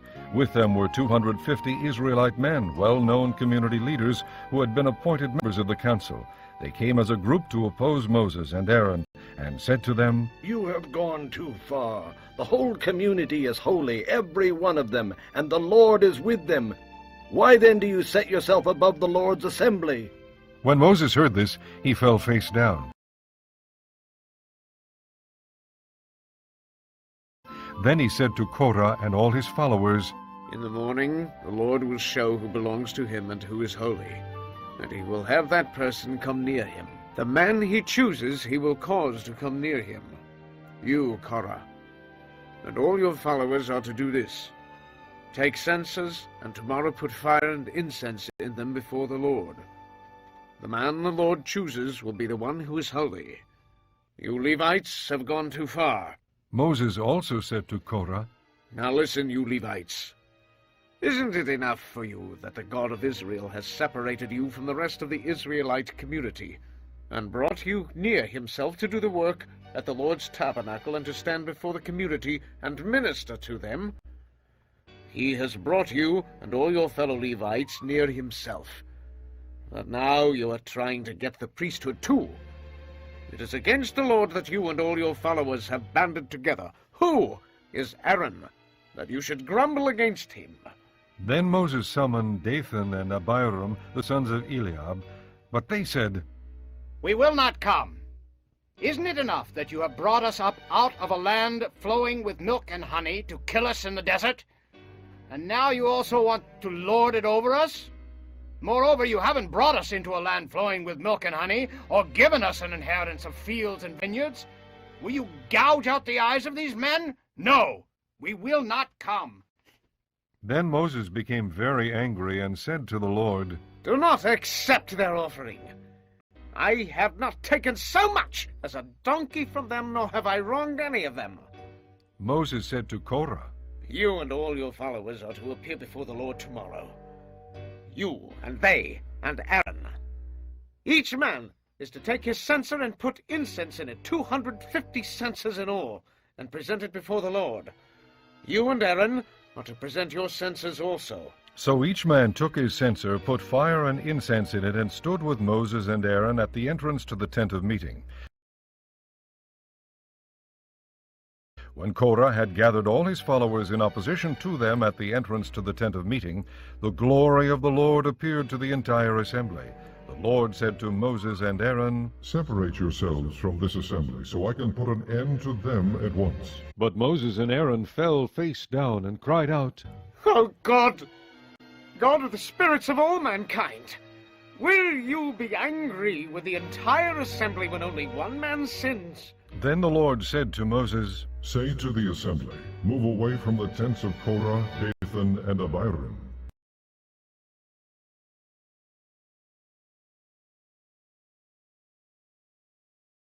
Moses got up and went to Dathan and Abiram, and the elders of Israel followed him.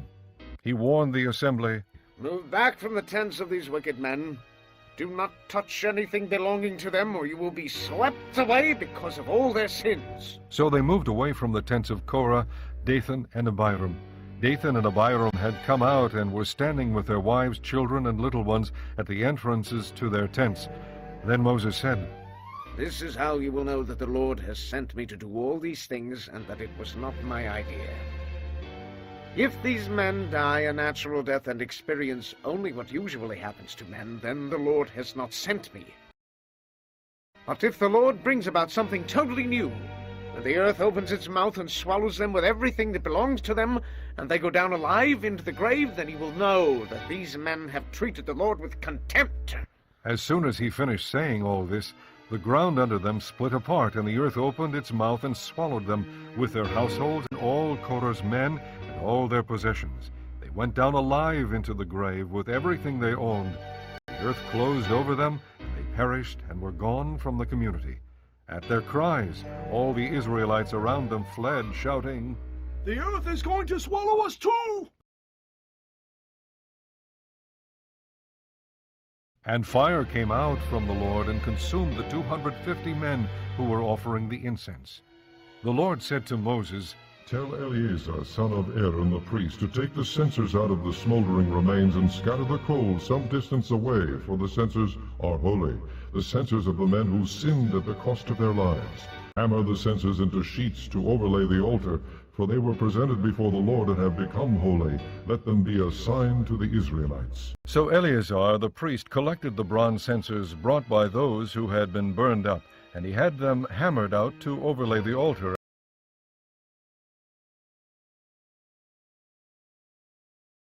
as the Lord directed him through Moses.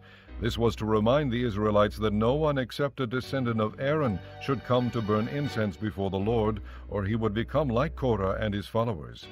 The next day the whole Israelite community grumbled against Moses and Aaron. You have killed the Lord's people, They said.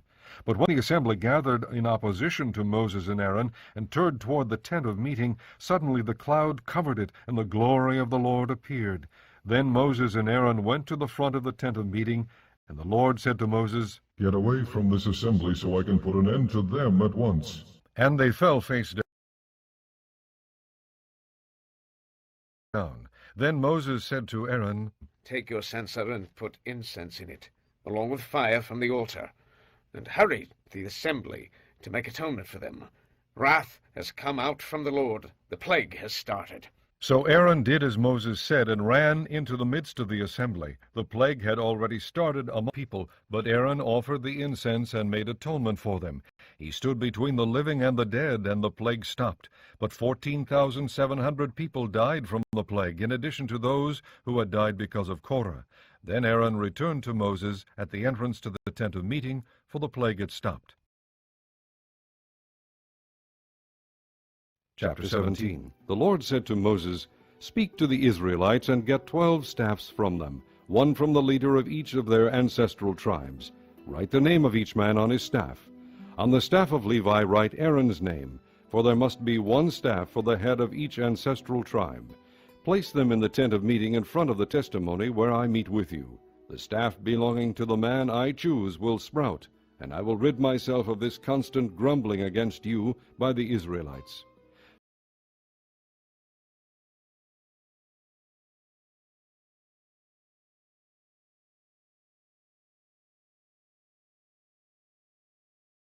So Moses spoke to the Israelites, and their leaders gave him 12 staffs, one for the leader of each of their ancestral tribes, and Aaron's staff was among them. Moses placed the staffs before the Lord in the tent of the testimony. The next day Moses entered the tent of the testimony and saw that Aaron's staff, which represented the house of Levi, not only sprouted, but had budded, blossomed, and produced almonds. Then Moses brought out all the staffs from the Lord's presence to all the Israelites. They looked at them, and each man took his own staff.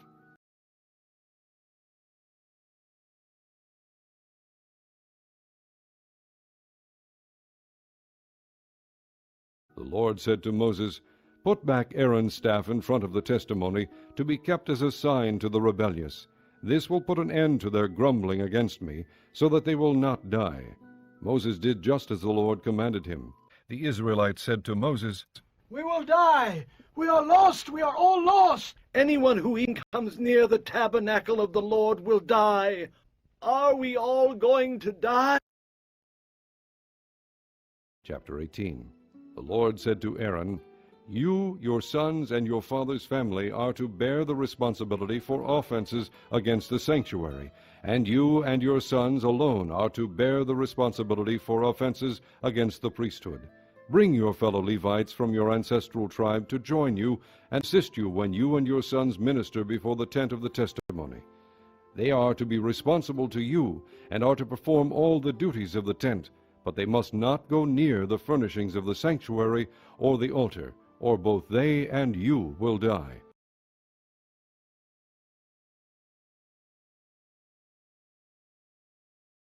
They are to join you and be responsible for the care of the tent of meeting, all the work at the tent, and no one else may come near where you are. You are to be responsible for the care of the sanctuary and the altar, so that wrath will not fall on the Israelites again. I myself have selected your fellow Levites from among the Israelites as a gift to you, dedicated to the Lord to do the work at the tent of meeting. But only you and your sons may serve as priests in connection with everything at the altar and inside the curtain. I am giving you the service of the priesthood as a gift. Anyone else who comes near the sanctuary must be put to death." Then the Lord said to Aaron, "I myself have put you in charge of the offerings presented to me. All the holy offerings the Israelites give me, I give to you and your sons as your portion and regular share. You are to have the part of the most holy offerings that is kept from the fire. From all the gifts they bring me as most holy offerings, whether grain or sin or guilt offerings, that part belongs to you and your sons. Eat it as something most holy. Every male shall eat it. You must regard it as holy. This also is yours, whatever is set aside from the gifts of all the wave offerings of the Israelites. I give this to you and your sons and daughters as your regular share. Everyone in your household who is ceremonially clean may eat it. I give you all the finest olive oil and all the finest new wine and grain they give the Lord as the firstfruits of their harvest. All the land's firstfruits that they bring to the Lord will be yours. Everyone in your household who is ceremonially clean may eat it. Everything in Israel that is devoted to the Lord is yours. The first offspring of every womb, both man and animal, that is offered to the Lord is yours. But you must redeem every firstborn son and every firstborn male of unclean animals. When they are a month old, you must redeem them at the redemption price set at 5 shekels of silver, according to the sanctuary shekel, which weighs 20 gerahs. But you must not redeem the firstborn of an ox, a sheep, or a goat. They are holy. Sprinkle their blood on the altar, and burn their fat as an offering made by fire, an aroma pleasing to the Lord.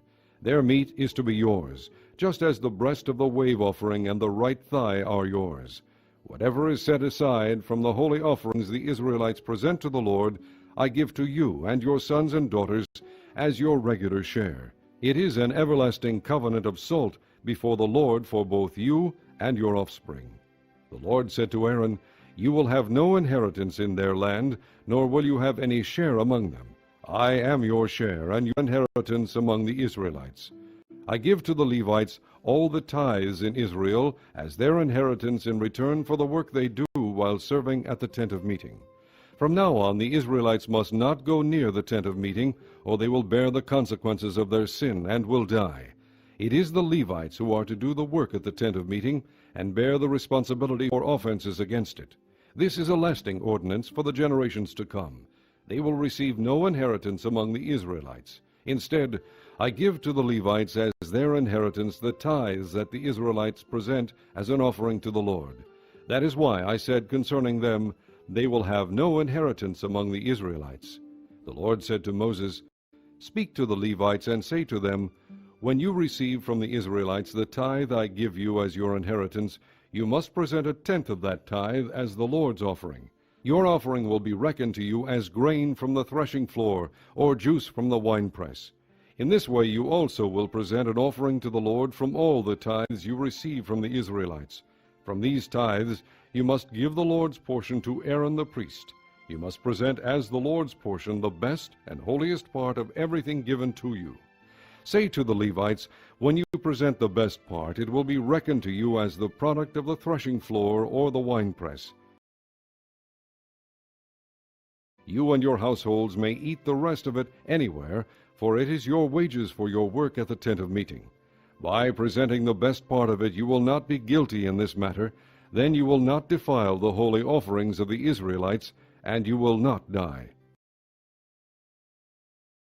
Chapter 19. The Lord said to Moses and Aaron, This is a requirement of the law that the Lord has commanded. Tell the Israelites to bring you a red heifer without defect or blemish, and that has never been under a yoke. Give it to Eleazar the priest. It is to be taken outside the camp and slaughtered in his presence. Then Eleazar the priest is to take some of its blood on his finger and sprinkle it 7 times toward the front of the tent of meeting. While he watches, the heifer is to be burned, its hide, flesh, blood, and offal. The priest is to take some cedar wood, hyssop, and scarlet wool, and throw them onto the burning heifer. After that the priest must wash his clothes and bathe himself with water. He may then come into the camp, but he will be ceremonially unclean till evening. The man who burns it must also wash his clothes and bathe with water, and he too will be unclean till evening. A man who is clean shall gather up the ashes of the heifer and put them in a ceremonially clean place outside the camp. They shall be kept by the Israelite community for use in the water of cleansing. It is for purification from sin. The man who gathers up the ashes of the heifer must also wash his clothes, and he too will be unclean till evening. This will be a lasting ordinance both for the Israelites and for the aliens living among them. Whoever touches the dead body of anyone will be unclean for 7 days. He must purify himself with the water on the 3rd day and on the 7th day, then he will be clean. But if he does not purify himself on the 3rd and 7th days, he will not be clean. Whoever touches the dead body of anyone and fails to purify himself defiles the Lord's tabernacle. That person must be cut off from Israel. Because the water of cleansing has not been sprinkled on him, he is unclean. His uncleanness remains on him. This is the law that applies when a person dies in a tent. Anyone who enters the tent and anyone who is in it will be unclean for 7 days, and every open container without a lid fastened on it will be unclean. Anyone out in the open who touches someone who has been killed with a sword, or someone who has died a natural death, or anyone who touches a human bone or a grave, will be unclean for 7 days. For the unclean person, put some ashes from the burnt purification offering into a jar and pour fresh water over them. Then a man who is ceremonially clean is to take some hyssop, dip it in the water, and sprinkle the tent and all the furnishings and the people who were there. He must also sprinkle anyone who has touched a human bone, or a grave, or someone who has been killed, or someone who has died a natural death. The man who is clean is to sprinkle the unclean person on the 3rd and 7th days, and on the 7th day he is to purify him. The person being cleansed must wash his clothes and bathe with water, and that evening he will be clean. But if a person who is unclean does not purify himself, he must be cut off from the community, because he defiled the sanctuary of the Lord. The water of cleansing has not been sprinkled on him, and he is unclean. This is a lasting ordinance for them. The man who sprinkles the water of cleansing must also wash his clothes, and anyone who touches the water of cleansing will be unclean till evening. Anything that an unclean person touches becomes unclean, and anyone who touches it becomes unclean till evening. Chapter 20. In the 1st month the whole Israelite community arrived at the desert of Zin, and they stayed at Kadesh. There Miriam died and was buried. Now there was no water for the community, and the people gathered in opposition to Moses and Aaron. They quarreled with Moses and said, "If only we had died when our brothers fell dead before the Lord." Why did you bring the Lord's community into this desert, that we and our livestock should die here? Why did you bring us up out of Egypt to this terrible place? It has no grain or figs, grapevines or pomegranates, and there is no water to drink.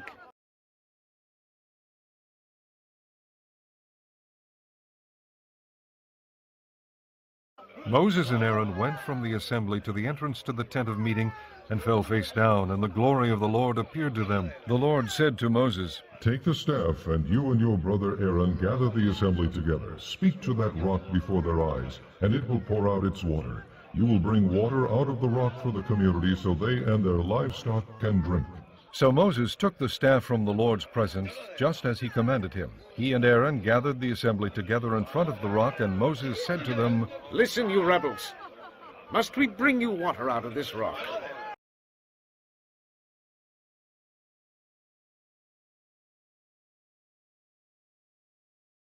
Then Moses raised his arm and struck the rock twice with his staff. Water gushed out, and the community and their livestock drank.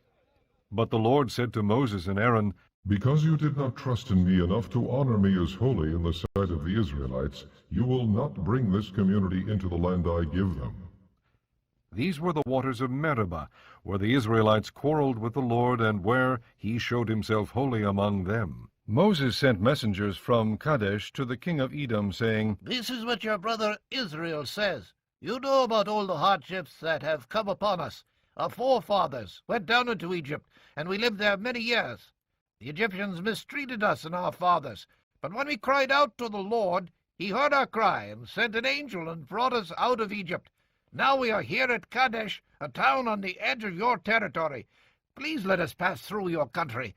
We will not go through any field or vineyard, or drink water from any well. We will travel along the king's highway and not turn to the right or to the left until we have passed through your territory. But Edom answered, You may not pass through here. If you try, we will march out and attack you with the sword. The Israelites replied, We will go along the main road, and if we or our livestock drink any of your water, we will pay for it. We only want to pass through on foot, nothing else. Again they answered, You may not pass through. Then Edom came out against them with a large and powerful army. Since Edom refused to let them go through their territory, Israel turned away from them. The whole Israelite community set out from Kadesh and came to Mount Hor. At Mount Hor, near the border of Edom, the Lord said to Moses and Aaron, Aaron will be gathered to his people. He will not enter the land I give the Israelites, because both of you rebelled against my command at the waters of Meribah. Get Aaron and his son Eleazar and take them up Mount Hor.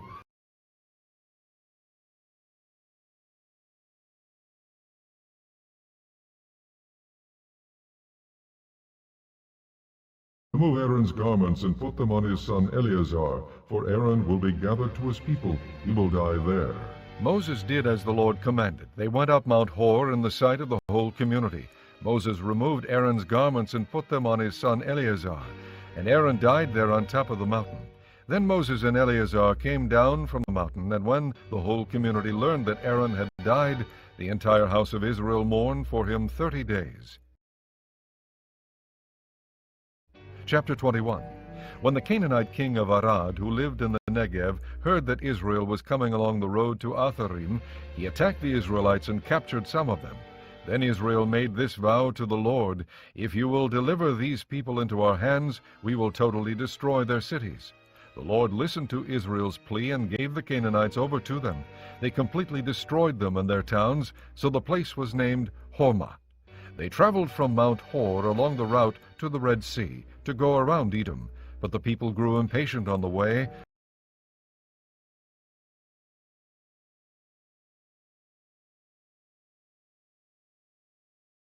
They spoke against God and against Moses and said, "Why have you brought us up out of Egypt to die in the desert? There is no bread. There is no water, and we detest this miserable food." Then the Lord sent venomous snakes among them. They bit the people, and many Israelites died.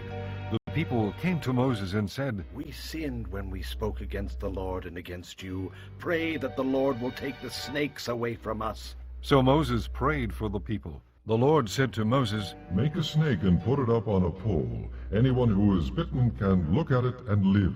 So Moses made a bronze snake and put it up on a pole. Then when anyone was bitten by a snake and looked at the bronze snake, he lived. The Israelites moved on and camped at Oboth. Then they set out from Oboth and camped at Ai Abarim in the desert that faces Moab toward the sunrise. From there they moved on and camped in the Zered Valley. They set out from there and camped alongside the Arnon, which is in the desert extending into Amorite territory. The Arnon is the border of Moab between Moab and the Amorites. That is why the book of the wars of the Lord says, Waheb in Suphah and the ravines, the Arnon and the slopes of the ravines that lead to the site of Ar and lie along the border of Moab.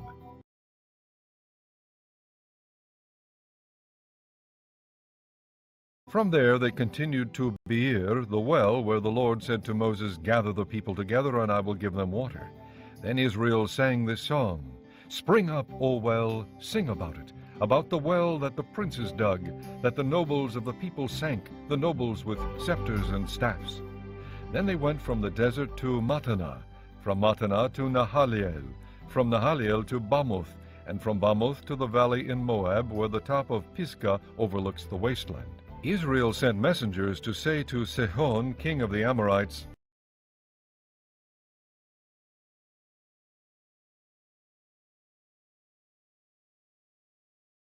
Let us pass through your country. We will not turn aside into any field or vineyard, or drink water from any well. We will travel along the king's highway until we have passed through your territory. But Sihon would not let Israel pass through his territory. He mustered his entire army and marched out into the desert against Israel. When he reached Jahaz, he fought with Israel.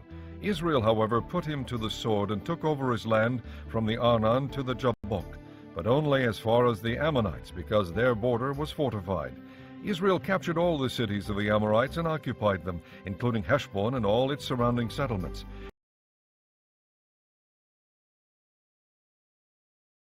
Heshbon was the city of Sihon, king of the Amorites, who had fought against the former king of Moab, and had taken from him all his land as far as the Arnon. That is why the poets say, Come to Heshbon, and let it be rebuilt, let Sihon's city be restored. Fire went out from Heshbon, a blaze from the city of Sihon. It consumed Ar of Moab, the citizens of Arnon's heights. Woe to you, O Moab! You are destroyed, O people of Chemosh! He has given up his sons as fugitives and his daughters as captives to Sihon, king of the Amorites. But we have overthrown them. Heshbon is destroyed all the way to Dibon. We have demolished them as far as Nophah, which extends to Medeba. So Israel settled in the land of the Amorites. After Moses had sent spies to Jazer, the Israelites captured its surrounding settlements and drove out the Amorites who were there. Then they turned and went up along the road toward Bashan, and Og, king of Bashan, and his whole army marched out to meet them in battle at Edrei. The Lord said to Moses, Do not be afraid of him, for I have handed him over to you, with his whole army and his land. Do to him what you did to Sihon, king of the Amorites, who reigned in Heshbon. So they struck him down, together with his sons and his whole army, leaving them no survivors, and they took possession of his land. Chapter 22. Then the Israelites traveled to the plains of Moab and camped along the Jordan across from Jericho. Now Balak, son of Zippor, saw all that Israel had done to the Amorites, and Moab was terrified because there were so many people. Indeed, Moab was filled with dread because of the Israelites. The Moabites said to the elders of Midian, "This horde is going to lick up everything around us, as an ox licks up the grass of the field." So Balak, son of Zippor, who was king of Moab at that time, sent messengers to summon Balaam, son of Beor, who was at Pethor near the river, in his native land. Balak said, "A people has come out of Egypt. They cover the face of the land and have settled next to me. Now come and put a curse on these people, because they are too powerful for me. Perhaps then I will be able to defeat them and drive them out of the country. For I know that those you bless are blessed, and those you curse are cursed." The elders of Moab and Midian left, taking with them the fee for divination. When they came to Balaam, they told him what Balak had said. "Spend the night here." Balaam said to them, "And I will bring you back the answer the Lord gives me." So the Moabite princes stayed with him. God came to Balaam and asked, "Who are these men with you?" Balaam said to God, "Balak, son of Zippor, king of Moab, sent me this message. A people that has come out of Egypt covers the face of the land. Now come and put a curse on them for me.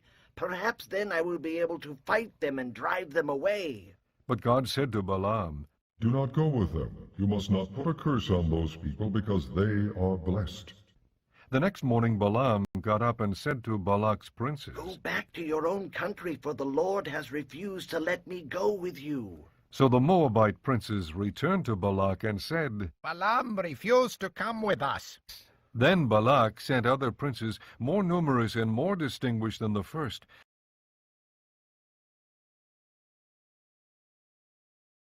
They came to Balaam and said, "This is what Balak, son of Zippor, says. Do not let anything keep you from coming to me, because I will reward you handsomely, and do whatever you say. Come and put a curse on these people for me." But Balaam answered them, "Even if Balak gave me his palace filled with silver and gold, I could not do anything great or small to go beyond the command of the Lord my God. Now stay here tonight, as the others did, and I will find out what else the Lord will tell me." That night God came to Balaam and said, "Since these men have come to summon you, go with them, but do only what I tell you." Balaam got up in the morning, saddled his donkey, and went with the princes of Moab. But God was very angry when he went, and the angel of the Lord stood in the road to oppose him. Balaam was riding on his donkey, and his 2 servants were with him. When the donkey saw the angel of the Lord standing in the road with a drawn sword in his hand, she turned off the road into a field. Balaam beat her to get her back on the road. Then the angel of the Lord stood in a narrow path between 2 vineyards with walls on both sides. When the donkey saw the angel of the Lord, she pressed close to the wall, crushing Balaam's foot against it. So he beat her again.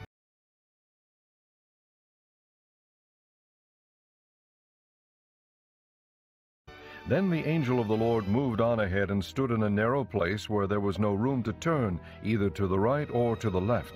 When the donkey saw the angel of the Lord, she lay down under Balaam, and he was angry and beat her with his staff. Then the Lord opened the donkey's mouth, and she said to Balaam, "What have I done to you to make you beat me these 3 times? Balaam answered the donkey, "You have made a fool of me. If I had a sword in my hand, I would kill you right now." The donkey said to Balaam, Am I not your own donkey, which you have always ridden to this day? Have I been in the habit of doing this to you?" "No," he said.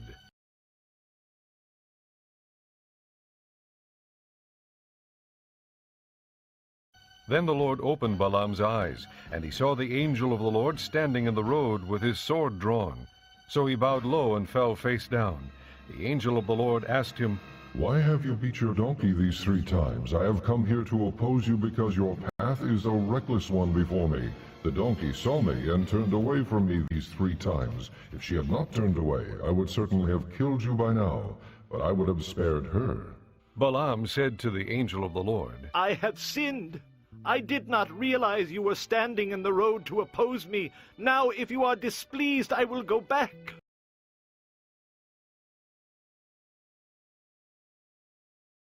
The angel of the Lord said to Balaam, Go with the men, but speak only what I tell you. So Balaam went with the princes of Balak. When Balak heard that Balaam was coming, he went out to meet him at the Moabite town on the Arnon border, at the edge of his territory. Balak said to Balaam, Did I not send you an urgent summons?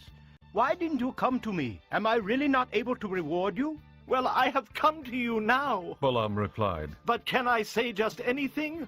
I must speak only what God puts in my mouth. Then Balaam went with Balak to Kiriath Huzoth.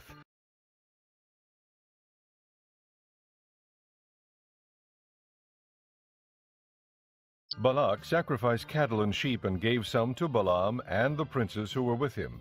The next morning Balak took Balaam up to Bamoth Baal, and from there he saw part of the people. Chapter 23. Balaam said, Build me 7 altars here, and prepare 7 bulls and 7 rams for me. Balak did as Balaam said, and the 2 of them offered a bull and a ram on each altar. Then Balaam said to Balak, Stay here beside your offering while I go aside. Perhaps the Lord will come to meet with me. Whatever he reveals to me, I will tell you. Then he went off to a barren height.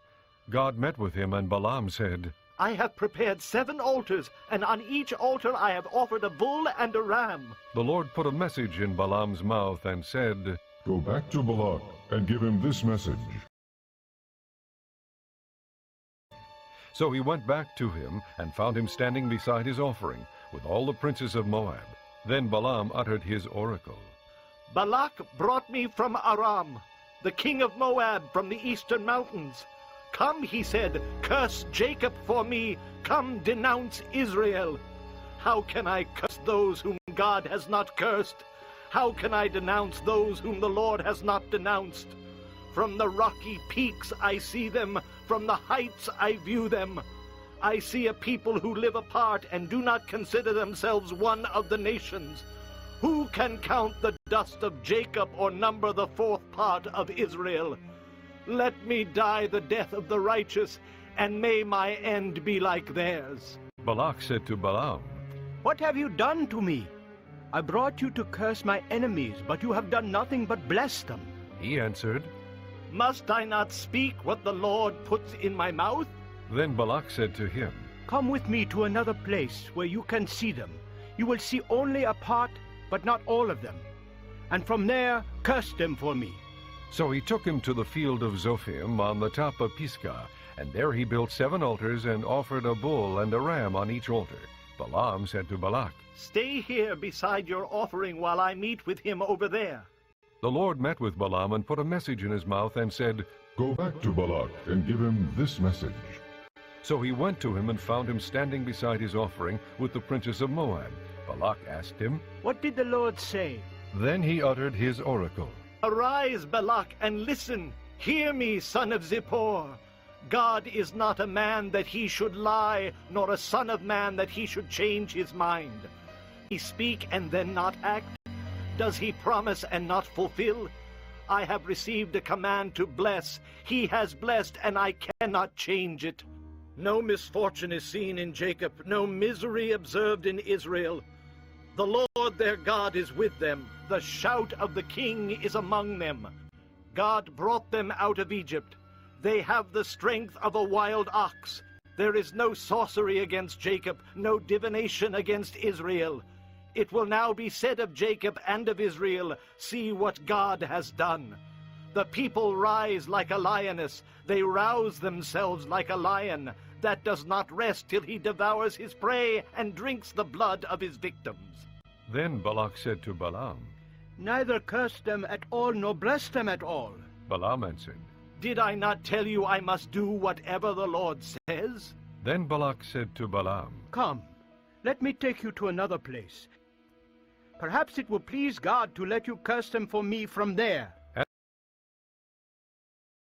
And Balak took Balaam to the top of Peor, overlooking the wasteland. Balaam said, Build me 7 altars here, and prepare 7 bulls and 7 rams for me. Balak did as Balaam had said, and offered a bull and a ram on each altar. Chapter 24. Now when Balaam saw that it pleased the Lord to bless Israel, he did not resort to sorcery as at other times, but turned his face toward the desert. When Balaam looked out and saw Israel encamped tribe by tribe, the Spirit of God came upon him, and he uttered his oracle. The oracle of Balaam, son of Beor, the oracle of one whose eyes sees clearly, the oracle of one who hears the words of God, who sees a vision from the Almighty, who falls prostrate and whose eyes are opened. How beautiful are your tents, O Jacob, your dwelling places, O Israel.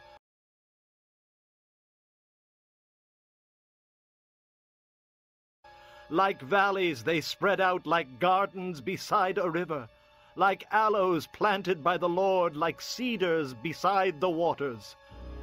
Water will flow from their buckets, their seed will have abundant water.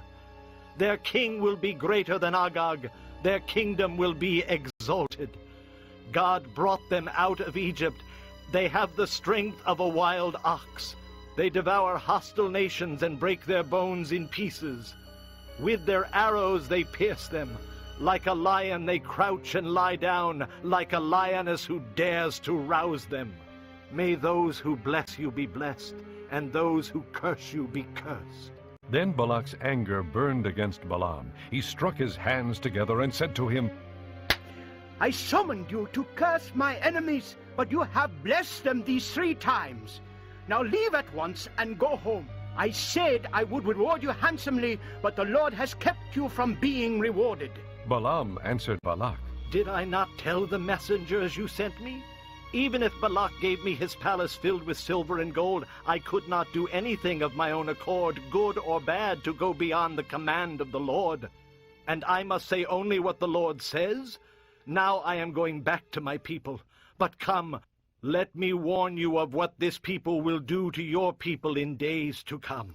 Then he uttered this oracle. The oracle of Balaam, son of Beor, the oracle of one whose eyes sees clearly, the oracle of one who hears the words of God, who has knowledge from the Most High, who sees a vision from the Almighty, who falls prostrate and whose eyes are opened. I see him, but not now. I behold him, but not near. A star will come out of Jacob, a scepter will rise out of Israel. He will crush the foreheads of Moab, the skulls of all the sons of Sheth. Edom will be conquered, Seir, his enemy, will be conquered, but Israel will grow strong. A ruler will come out of Jacob and destroy the survivors of the city. Then Balaam saw Amalek and uttered his oracle. Amalek was first among the nations, but he will come to ruin at last. Then he saw the Kenites and uttered his oracle. Your dwelling place is secure, your nest is set in a rock. Yet you Kenites will be destroyed when Ashur takes you captive. Then he uttered his oracle. Ah, who can live when God does this? Ships will come from the shores of Kittim. They will subdue Ashur and Aber, but they too will come to ruin. Then Balaam got up and returned home, and Balak went his own way. Chapter 25. While Israel was staying in Shittim, the men began to indulge in sexual immorality with Moabite women, who invited them to the sacrifices to their gods. The people ate and bowed down before these gods. So Israel joined in worshiping the Baal of Peor, and the Lord's anger burned against them. The Lord said to Moses, Take all the leaders of these people, kill them, and expose them in broad daylight before the Lord, so that the Lord's fierce anger may turn away from Israel. So Moses said to Israel's judges, Each of you must put to death those of your men who have joined in worshipping the Baal of Peor. Then an Israelite man brought to his family a Midianite woman right before the eyes of Moses and the whole assembly of Israel, while they were weeping at the entrance to the tent of meeting. When Phinehas, son of Eleazar, the son of Aaron the priest, saw this, he left the assembly, took a spear in his hand, and followed the Israelite into the tent. He drove the spear through both of them, through the Israelite and into the woman's body. Then the plague against the Israelites was stopped, but those who died in the plague numbered 24,000. The Lord said to Moses,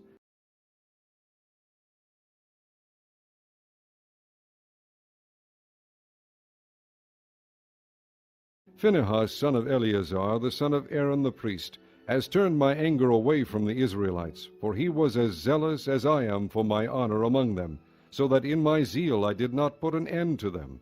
Therefore tell him I am making my covenant of peace with him. He and his descendants will have a covenant of a lasting priesthood, because he was zealous for the honor of his God, and made atonement for the Israelites. The name of the Israelite who was killed with a Midianite woman was Zimri, son of Salu, the leader of a Simeonite family. And the name of the Midianite woman who was put to death was Cosbi, daughter of Zur, a tribal chief of a Midianite family. The Lord said to Moses, "Treat the Midianites as enemies, and kill them, because they treated you as enemies when they deceived you in the affair of Peor, and their sister Cosbi, the daughter of a Midianite leader, the woman who was killed when the plague came as a result of Peor." Chapter 26. After the plague, the Lord said to Moses and Eleazar, son of Aaron the priest, "Take a census of the whole Israelite community by families, all those 20 years old or more who are able to serve in the army of Israel." So on the plains of Moab by the Jordan across from Jericho, Moses and Eleazar the priest spoke with them and said, "Take a census of the men 20 years old or more, as the Lord commanded Moses." These were the Israelites who came out of Egypt. The descendants of Reuben, the firstborn son of Israel, were, through Hanok, the Hanokite clan, through Palu, the Paluite clan, through Hezron, the Hezronite clan, through Carmi, the Carmite clan. These were the clans of Reuben. Those numbered were 43,730. The son of Palu was Eliab, and the sons of Eliab were Nemuel, Dathan, and Abiram. The same Dathan and Abiram were the community officials who rebelled against Moses and Aaron, and were among Korah's followers when they rebelled against the Lord. The earth opened its mouth and swallowed them along with Korah, whose followers died when the fire devoured the 250 men. And they served as a warning sign. The line of Korah, however, did not die out.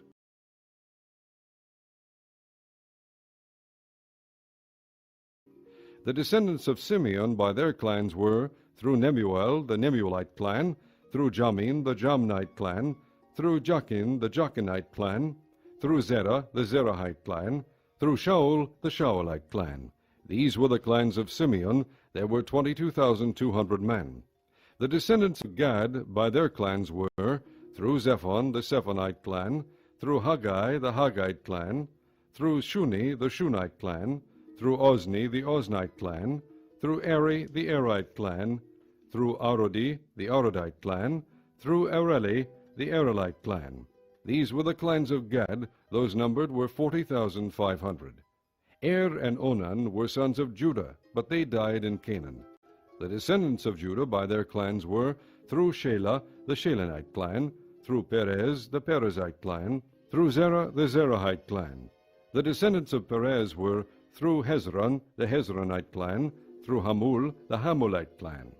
These were the clans of Judah. Those numbered were 76,500. The descendants of Issachar by their clans were, through Tola, the Toalite clan, through Puah, the Puite clan, through Jashub, the Jashubite clan, through Shimron, the Shimronite clan. These were the clans of Issachar. Those numbered were 64,300.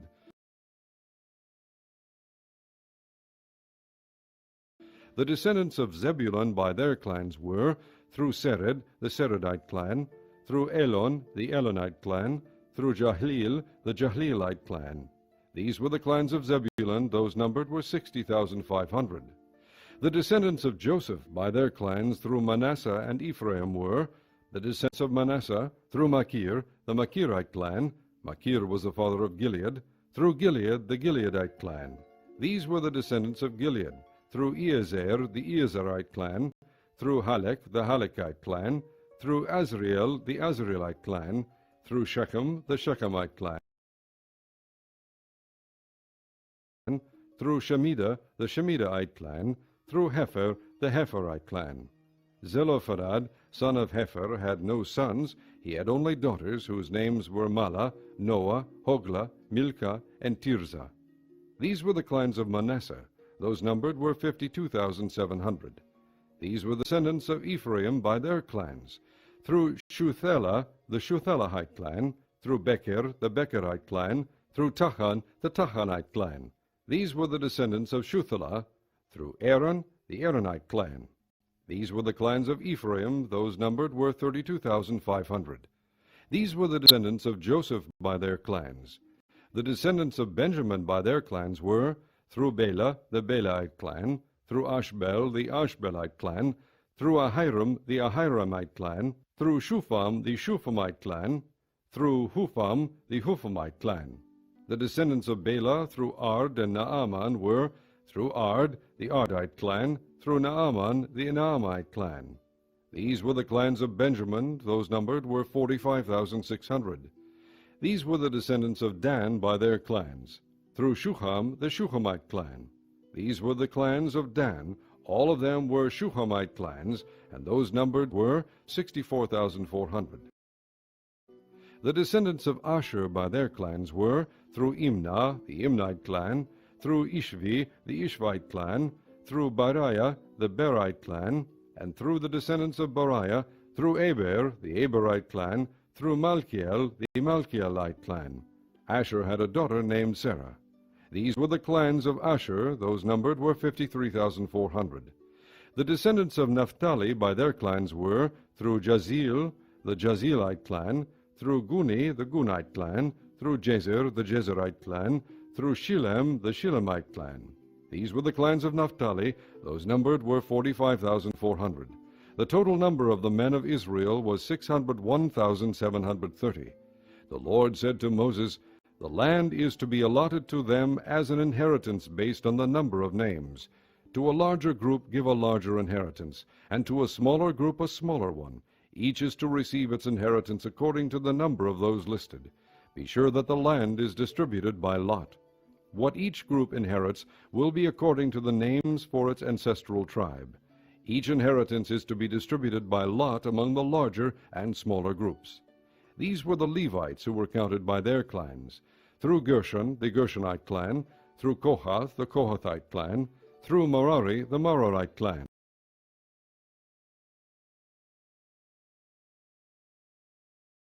These also were Levite clans, the Libnite clan, the Hebronite clan, the Malite clan, the Mushite clan, the Korahite clan.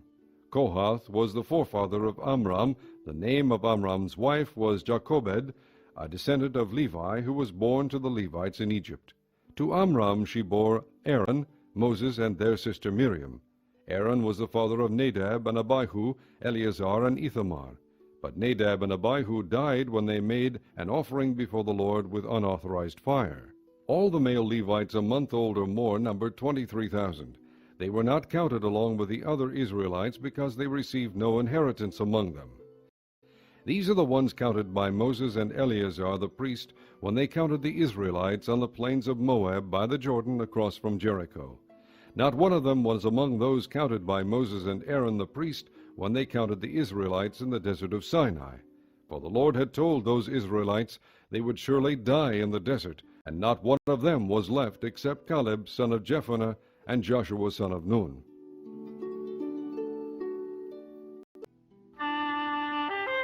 Chapter 27. The daughters of Zelophehad, son of Hepher, the son of Gilead, the son of Machir, the son of Manasseh, belonged to the clans of Manasseh, son of Joseph. The names of the daughters were Mahlah, Noah, Hoglah, Milcah, and Tirzah. They approached the entrance to the tent of meeting and stood before Moses, Eleazar the priest, the leaders of the whole assembly, and said, "Our father died in the desert. He was not among Korah's followers who banded together against the Lord, but he died for his own sin and left no sons. Why should our father's name disappear from his clan because he had no son? Give us property among our father's relatives." So Moses brought their case before the Lord, and the Lord said to him, "What Zelophehad's daughters are saying is right. You must certainly give them property as an inheritance among their father's relatives, and turn their father's inheritance over to them. Say to the Israelites, if a man dies and leaves no son, turn his inheritance over to his daughter. If he has no daughter, give his inheritance to his brothers. If he has no brothers, give his inheritance to his father's brothers. If his father had no brothers, give his inheritance to the nearest relative in his clan, that he may possess it. This is to be a legal requirement for the Israelites, as the Lord commanded Moses." Then the Lord said to Moses, Go up this mountain in the Abarim range, and see the land I have given the Israelites. After you have seen it, you too will be gathered to your people, as your brother Aaron was. For when the community rebelled at the waters in the desert of Zin, both of you disobeyed my command to honor me as holy before their eyes. These were the waters of Meribah Kadesh in the desert of Zin. Moses said to the Lord, May the Lord, the God of the spirits of all mankind, appoint a man over this community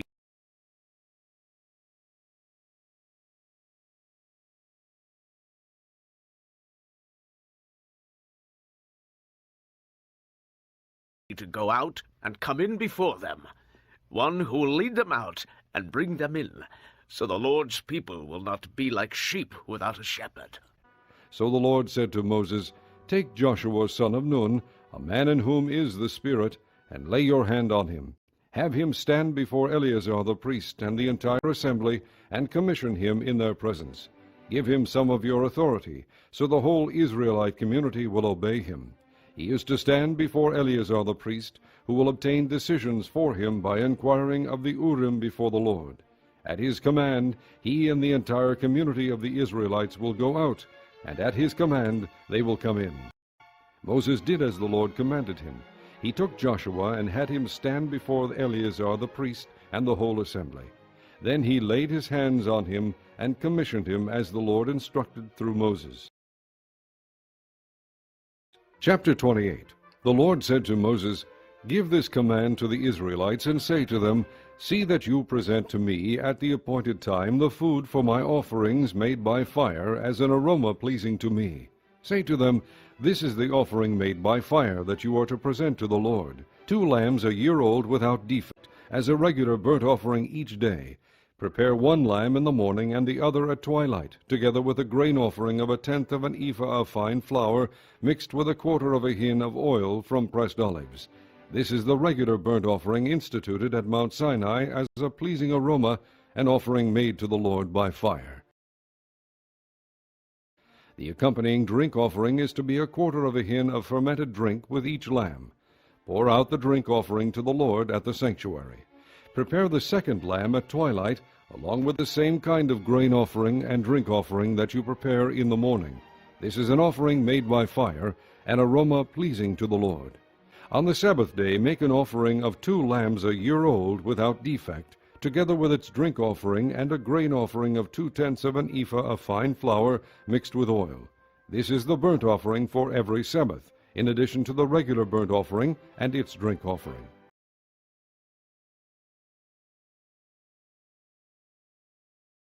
On the 1st of every month, present to the Lord a burnt offering of 2 young bulls, 1 ram, and 7 male lambs a year old, all without defect. With each bull there is to be a grain offering of 3/10 of an ephah of fine flour mixed with oil. With the ram, a grain offering of 2/10 of an ephah of fine flour mixed with oil, and with each lamb a grain offering of 1/10 of an ephah of fine flour mixed with oil. This is for a burnt offering, a pleasing aroma, an offering made to the Lord by fire. With each bull there is to be a drink offering of 1/2 a hin of wine, with the ram 1/3 of a hin, and with each lamb 1/4 of a hin. This is a monthly burnt offering to be made at each new moon during the year. Besides the regular burnt offering with its drink offering, 1 male goat is to be presented to the Lord as a sin offering. On the 14th day of the 1st month the Lord's Passover is to be held. On the 15th day of this month there is to be a festival. For 7 days eat bread made without yeast. On the 1st day hold a sacred assembly, and do no regular work. Present to the Lord an offering made by fire, a burnt offering of 2 young bulls, 1 ram, and 7 male lambs a year old, all without defect. With each bull prepare a grain offering of 3/10 of an ephah of fine flour mixed with oil. With the ram, 2/10, and with each of the 7 lambs 1/10. Include 1 male goat as a sin offering to make atonement for you. Prepare these in addition to the regular morning burnt offering. In this way prepare the food for the offering made by fire every day for 7 days as an aroma pleasing to the Lord. It is to be prepared in addition to the regular burnt offering and its drink offering. On the 7th day hold a sacred assembly and do no regular work. On the day of first fruits, When you present to the Lord an offering of new grain during the Feast of Weeks, hold a sacred assembly, and do no regular work. Present a burnt offering of 2 young bulls, 1 ram, and 7 male lambs a year old, as an aroma pleasing to the Lord.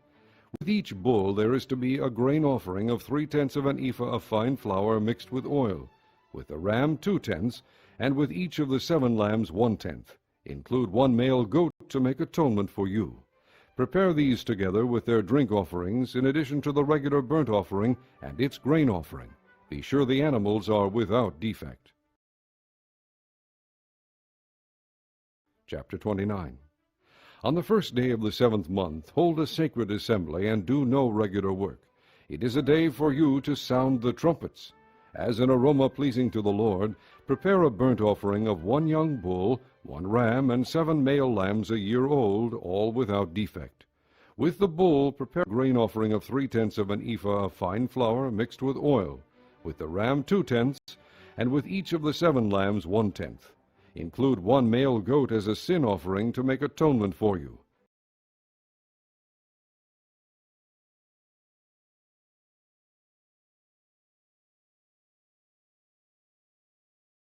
These are in addition to the monthly and daily burnt offerings with their grain offerings and drink offerings as specified. They are offerings made to the Lord by fire, a pleasing aroma. On the 10th day of this 7th month, hold a sacred assembly. You must deny yourselves and do no work. Present as an aroma pleasing to the Lord a burnt offering of 1 young bull, 1 ram, and 7 male lambs a year old, all without defect. With the bull, prepare a grain offering of 3/10 of an ephah of fine flour mixed with oil. With the ram 2/10, and with each of the 7 lambs 1/10.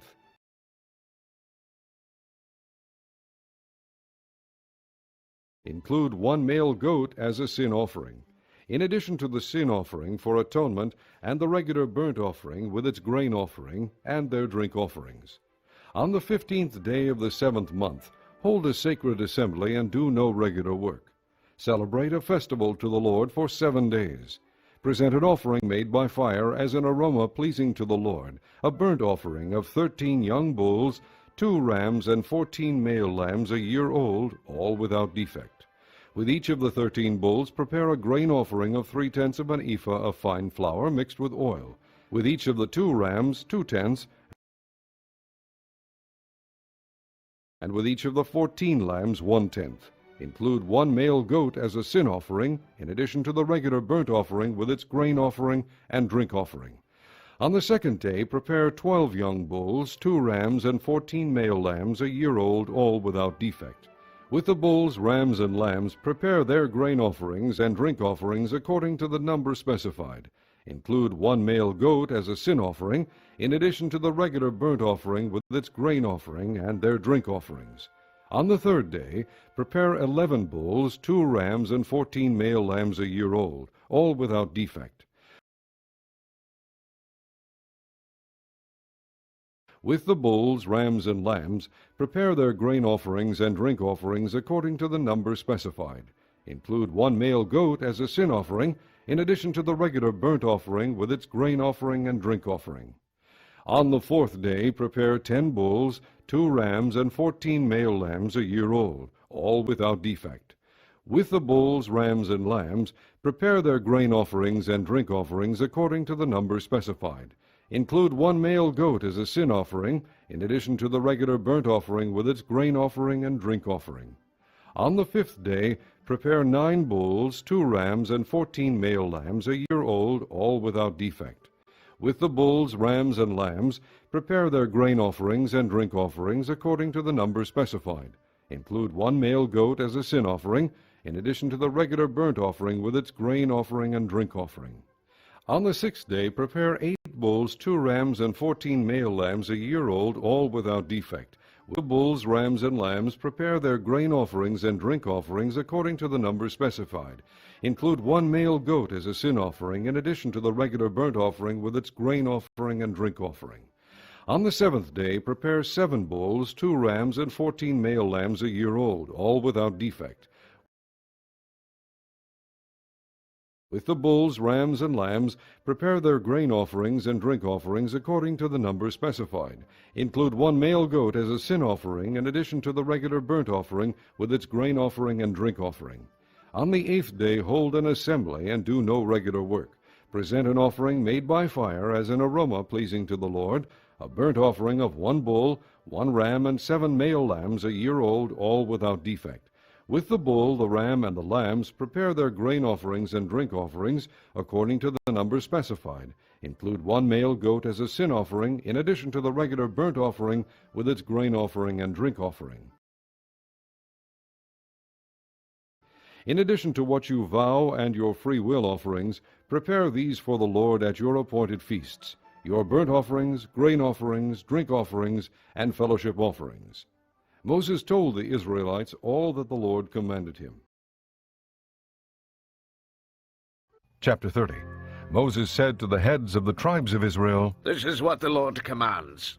When a man makes a vow to the Lord or takes an oath to obligate himself by a pledge, he must not break his word, but must do everything he said. When a young woman still living in her father's house makes a vow to the Lord or obligates herself by a pledge, and her father hears about her vow or pledge but says nothing to her, then all her vows and every pledge by which she obligated herself will stand.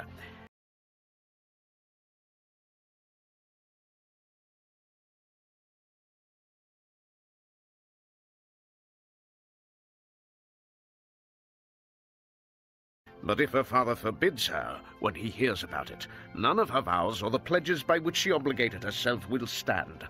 The Lord will release her because her father has forbidden her. If she marries after she makes a vow, or after her lips utter a rash promise by which she obligates herself and her husband hears about it but says nothing to her, then her vows or the pledges by which she obligated herself will stand. But if her husband forbids her when he hears about it, he nullifies the vow that obligates her, or the rash promise by which she obligates herself, and the Lord will release her. Any vow or obligation taken by a widow or divorced woman will be binding on her. If a woman living with her husband makes a vow or obligates herself by a pledge under oath, and her husband hears about it but says nothing to her and does not forbid her, then all her vows or the pledges by which she obligated herself would stand. But if her husband nullifies them when he hears about them, then none of the vows or pledges that came from her lips would stand. Her husband has nullified them, and the Lord will release her. Her husband may confirm or nullify any vow she makes or any sworn pledge to deny herself.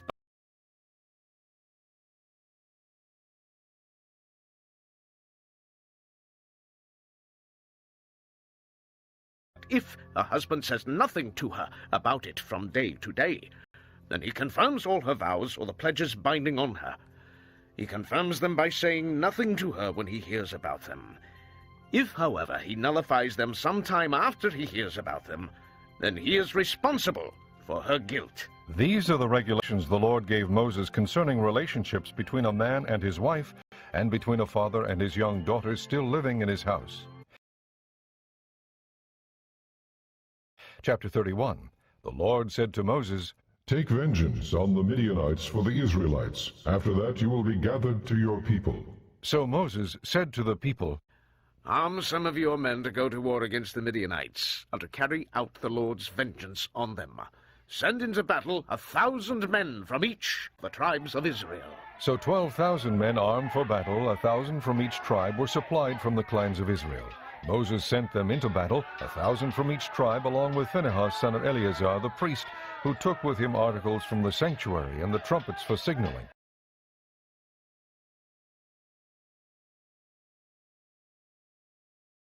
They fought against Midian, as the Lord commanded Moses, and killed every man. Among their victims were Evi, Rechem, Zur, Hur, and Reba, the 5 kings of Midian. They also killed Balaam, son of Beor, with the sword. The Israelites captured the Midianite women and children and took all the Midianite herds, flocks, and goods as plunder. They burned all the towns where the Midianites had settled, as well as all their camps. They took all the plunder and spoils, including the people and animals, and brought the captives, spoils, and plunder to Moses and Eleazar the priest and the Israelite assembly at their camp on the plains of Moab by the Jordan across from Jericho.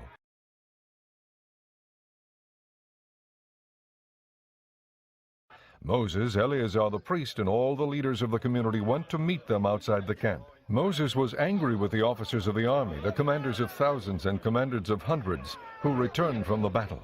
Have you allowed all the women to live? He asked them. They were the ones who followed Balaam's advice and were the means of turning the Israelites away from the Lord in what happened at Peor, so that a plague struck the Lord's people. Now, kill all the boys, and kill every woman who has slept with a man, but save for yourselves every girl who has never slept with a man.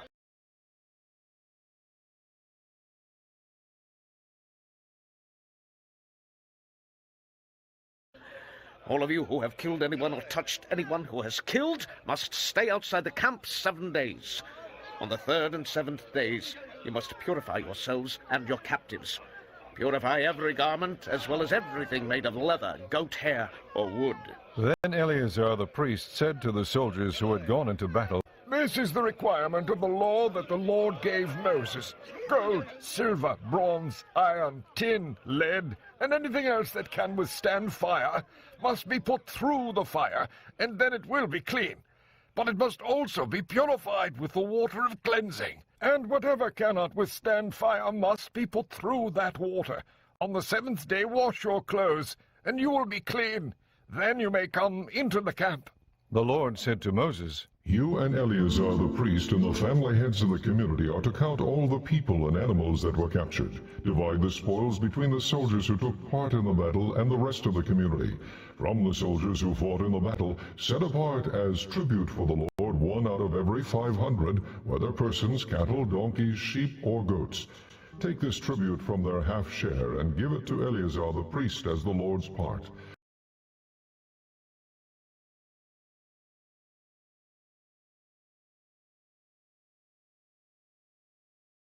From the Israelites' half, select 1 out of every 50, whether persons, cattle, donkeys, sheep, goats, or other animals. Give them to the Levites, who are responsible for the care of the Lord's tabernacle. So Moses and Eleazar the priest did as the Lord commanded Moses. The plunder remaining from the spoils that the soldiers took was 675,000 sheep, 72,000 cattle, 61,000 donkeys, and 32,000 women who had never slept with a man. The half share of those who fought in the battle was 337,500 sheep, of which the tribute for the Lord was 675.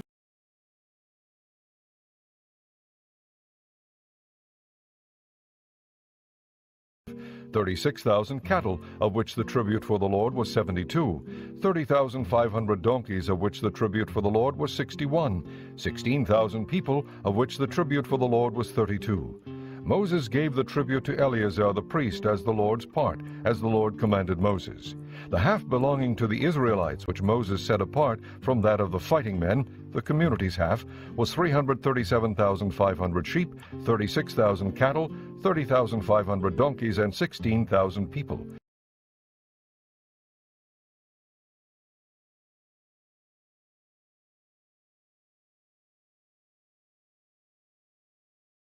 From the Israelites' half, Moses selected 1 out of every 50 persons and animals, as the Lord commanded him, and gave them to the Levites, who were responsible for the care of the Lord's tabernacle. Then the officers who were over the units of the army, the commanders of thousands and commanders of hundreds, went to Moses and said to him, Your servants have counted the soldiers under our command, and not one is missing. So we have brought as an offering to the Lord the gold articles each of us acquired, armlets, bracelets, signet rings, earrings, and necklaces, to make atonement for ourselves before the Lord.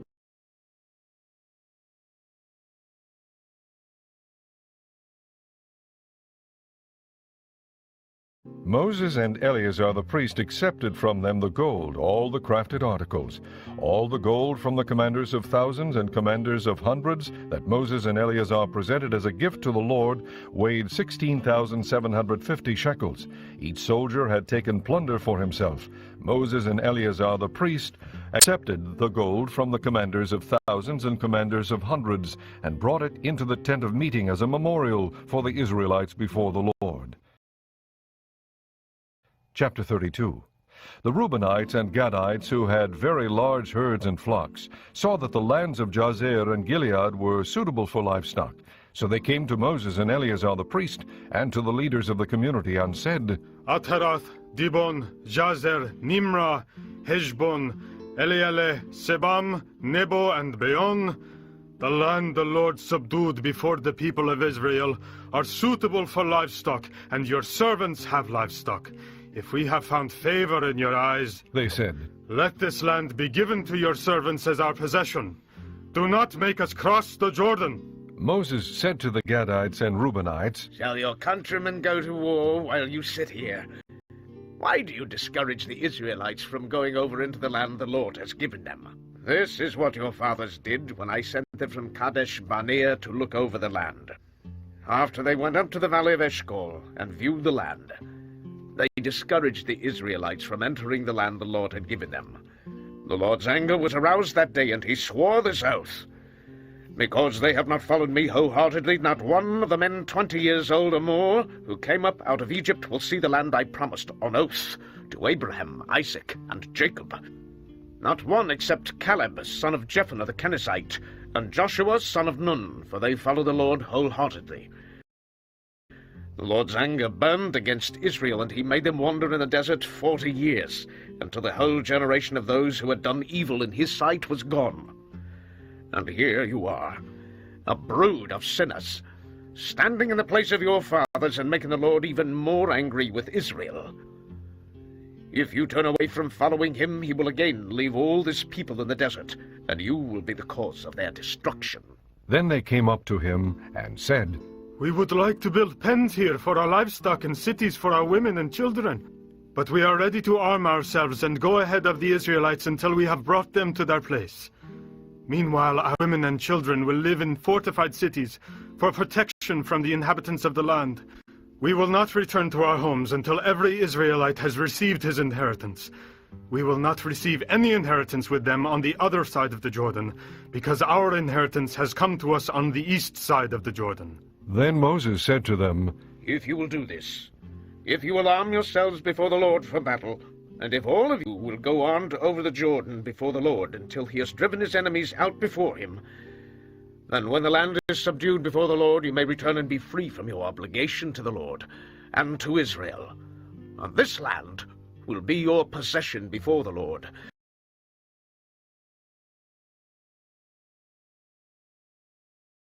But if you fail to do this, you will be sinning against the Lord, and you may be sure that your sin will find you out. Build cities for your women and children, and pens for your flocks, but do what you have promised. The Gadites and Reubenites said to Moses, We, your servants, will do as our Lord commands. Our children and wives, our flocks and herds will remain here in the cities of Gilead. But your servants, every man armed for battle, will cross over to fight before the Lord, just as our Lord says. Then Moses gave orders about them to Eleazar the priest and Joshua son of Nun, and to the family heads of the Israelite tribes. He said to them, Let the Gadites and Reubenites, every man armed for battle, cross over the Jordan with you before the Lord. Then when the land is subdued before you, give them the land of Gilead as their possession. But if they do not cross over with you armed, they must accept their possession with you in Canaan. The Gadites and Reubenites answered, Your servants will do what the Lord has said. We will cross over before the Lord into Canaan armed, but the property we inherit will be on this side of the Jordan.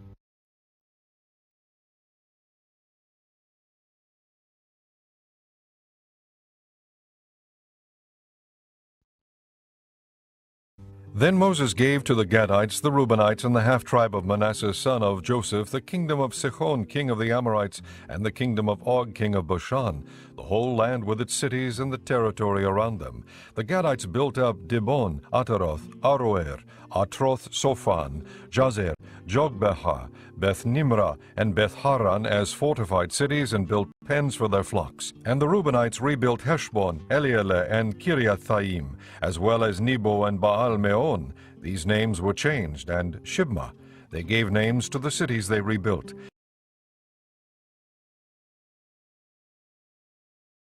The descendants of Machir son of Manasseh went to Gilead, captured it, and drove out the Amorites who were there. So Moses gave Gilead to the Machirites, the descendants of Manasseh, and they settled there. Jair, a descendant of Manasseh, captured their settlements and called them Havoth Jair. And Nobah captured Kenath and its surrounding settlements and called it Nobah after himself. Chapter 33. Here are the stages in the journey of the Israelites when they came out of Egypt by divisions under the leadership of Moses and Aaron. At the Lord's command, Moses recorded the stages in their journey. This is their journey by stages. The Israelites set out from Ramses on the 15th day of the first month, the day after the Passover. They marched out boldly in full view of all the Egyptians, who were burying all their firstborn, whom the Lord had struck down among them, for the Lord had brought judgment on their gods. The Israelites left Ramses and camped at Succoth. They left Succoth and camped at Etham on the edge of the desert.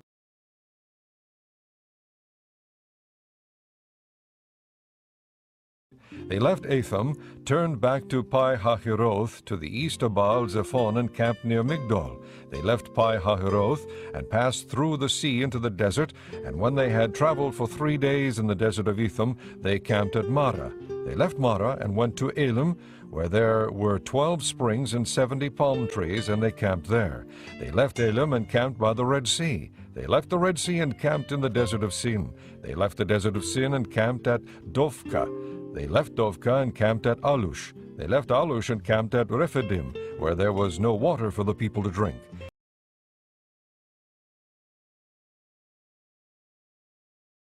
They left Rephidim and camped in the desert of Sinai. They left the desert of Sinai and camped at Kibroth Hattaavah. They left Kibroth Hattaavah and camped at Hazeroth. They left Hazeroth and camped at Ritmah. They left Ritmah and camped at Rimmon Perez. They left Rimmon Perez and camped at Libnah. They left Libnah and camped at Risa. They left Risa and camped at Kahelalthath. They left Kahelalthath and camped at Mount Sephir. They left Mount Sephir and camped at Harada. They left Harada and camped at Makheloth. They left Makheloth and camped at Tahath. They left Tahath and camped at Terah. They left Terah and camped at Mithkah. They left Mithkah and camped at Hashmonah.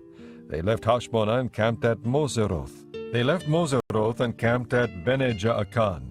They left Bene-Jaakan and camped at Hor Haggidgad. They left Hor Haggidgad and camped at Jotbathah. They left Jotbathah and camped at Abronah. They left Abronah and camped at Ezion-Geber. They left Ezion-Geber and camped at Kadesh in the desert of Zin. They left Kadesh and camped at Mount Hor on the border of Edom.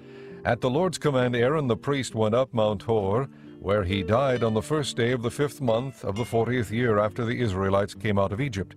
Aaron was 123 years old when he died at Mount Hor. The Canaanite king of Arad, who lived in the Negev of Canaan, heard that the Israelites were coming. They left Mount Hor and camped at Zalmunna. They left Zalmunna and camped at Punon. They left Punon and camped at Oboth. They left Oboth and camped at Ai Aberim on the border of Moab. They left Aim and camped at Dibon Gad. They left Dibon Gad and camped at Almon Diblathaim. They left Almon Diblathaim and camped in the mountains of Abarim near Nebo.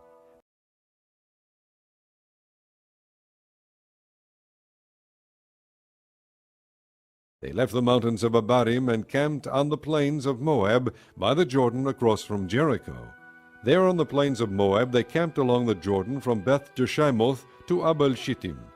On the plains of Moab by the Jordan across from Jericho, the Lord said to Moses, "Speak to the Israelites and say to them, When you cross the Jordan into Canaan, drive out all the inhabitants of the land before you.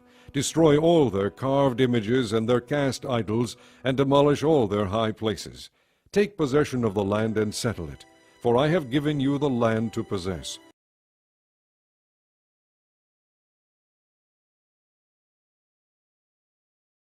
Distribute the land by lot, according to your clans. To a larger group give a larger inheritance, and to a smaller group a smaller one. Whatever falls to them by lot will be theirs. Distribute it according to your ancestral tribes. But if you do not drive out the inhabitants of the land, those you allow to remain will become barbs in your eyes and thorns in your sides. They will give you trouble in the land where you will live. and then I will do to you what I plan to do to them. Chapter 34. The Lord said to Moses, Command the Israelites and say to them, When you enter Canaan, the land that will be allotted to you as an inheritance will have these boundaries. Your southern side will include some of the desert of Zin along the border of Edom. On the east, your southern boundary will start from the end of the Salt Sea, cross south of Scorpion Pass, continue on to Zin, and go south of Kadesh Barnea. Then it will go to Hazar Adar and over to Asmon, where it will turn, join the Wadi of Egypt, and end at the sea. Your western boundary will be the coast of the Great Sea. This will be your boundary on the west. For your northern boundary, run a line from the Great Sea to Mount Hor, and from Mount Hor to Lebo Hamath. Then the boundary will go to Zedad, continue to Ziphren, and end at Hazar Enan. This will be your boundary on the north. For your eastern boundary, run a line from Hazar Enan to Shepham. The boundary will go down from Shepham to Riblah on the east side of Ain, and continue along the slopes east of the Sea of Kinnereth. Then the boundary will go down along the Jordan and end at the Salt Sea. This will be your land, with its boundaries on every side.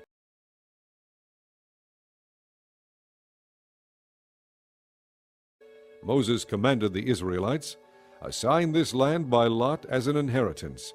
The Lord has ordered that it be given to the 9½ tribes, because the families of the tribe of Reuben, the tribe of Gad, and the half-tribe of Manasseh have received their inheritance. These 2½ tribes have received their inheritance on the east side of the Jordan of Jericho, toward the sunrise. The Lord said to Moses, These are the names of the men who are to assign the land for you as an inheritance: Eleazar the priest and Joshua son of Nun. And appoint one leader from each tribe to help assign the land. These are their names: Caleb son of Jephunneh from the tribe of Judah, Shemuel son of Ammihud from the tribe of Simeon, Elidad son of Kislon from the tribe of Benjamin, Buki son of Jogli, the leader from the tribe of Dan, Haniel son of Ephod, the leader from the tribe of Manasseh son of Joseph, Kemuel son of Shiftan, the leader from the tribe of Ephraim son of Joseph, Elizaphan son of Parnak, the leader from the tribe of Zebulun, Paltiel son of Azan, the leader from the tribe of Issachar, Ahihud son of Shelemi, the leader from the tribe of Asher, Pedahel son of Ammihud, the leader from the tribe of Naphtali. These are the men the Lord commanded to assign the inheritance to the Israelites in the land of Canaan. Chapter 35. On the plains of Moab by the Jordan across from Jericho, the Lord said to Moses, Command the Israelites to give the Levites towns to live in from the inheritance the Israelites will possess, and give them pasture lands around the towns. Then they will have towns to live in and pasture lands for their cattle, flocks, and all their other livestock. The pasture lands around the towns that you give the Levites will extend out 1,500 feet from the town wall.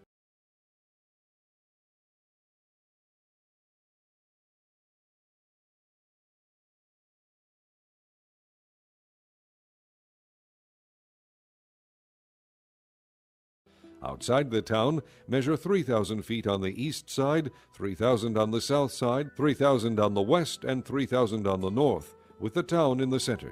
They will have this area as pasture land for the towns. 6 of the towns you give the Levites will be cities of refuge to which a person who has killed someone may flee. In addition, give them 42 other towns. In all, you must give the Levites 48 towns together with their pasture lands. The towns you give the Levites from the land the Israelites possess are to be given in proportion to the inheritance of each tribe. Take many towns from a tribe that has many, but few from one that has few. Then the Lord said to Moses, Speak to the Israelites and say to them, When you cross the Jordan into Canaan, select some towns to be your cities of refuge, to which a person who has killed someone accidentally may flee. They will be places of refuge from the avenger, so that a person accused of murder may not die before he stands trial before the assembly. These 6 towns you give will be your cities of refuge. Give 3 on this side of the Jordan, and 3 in Canaan as cities of refuge.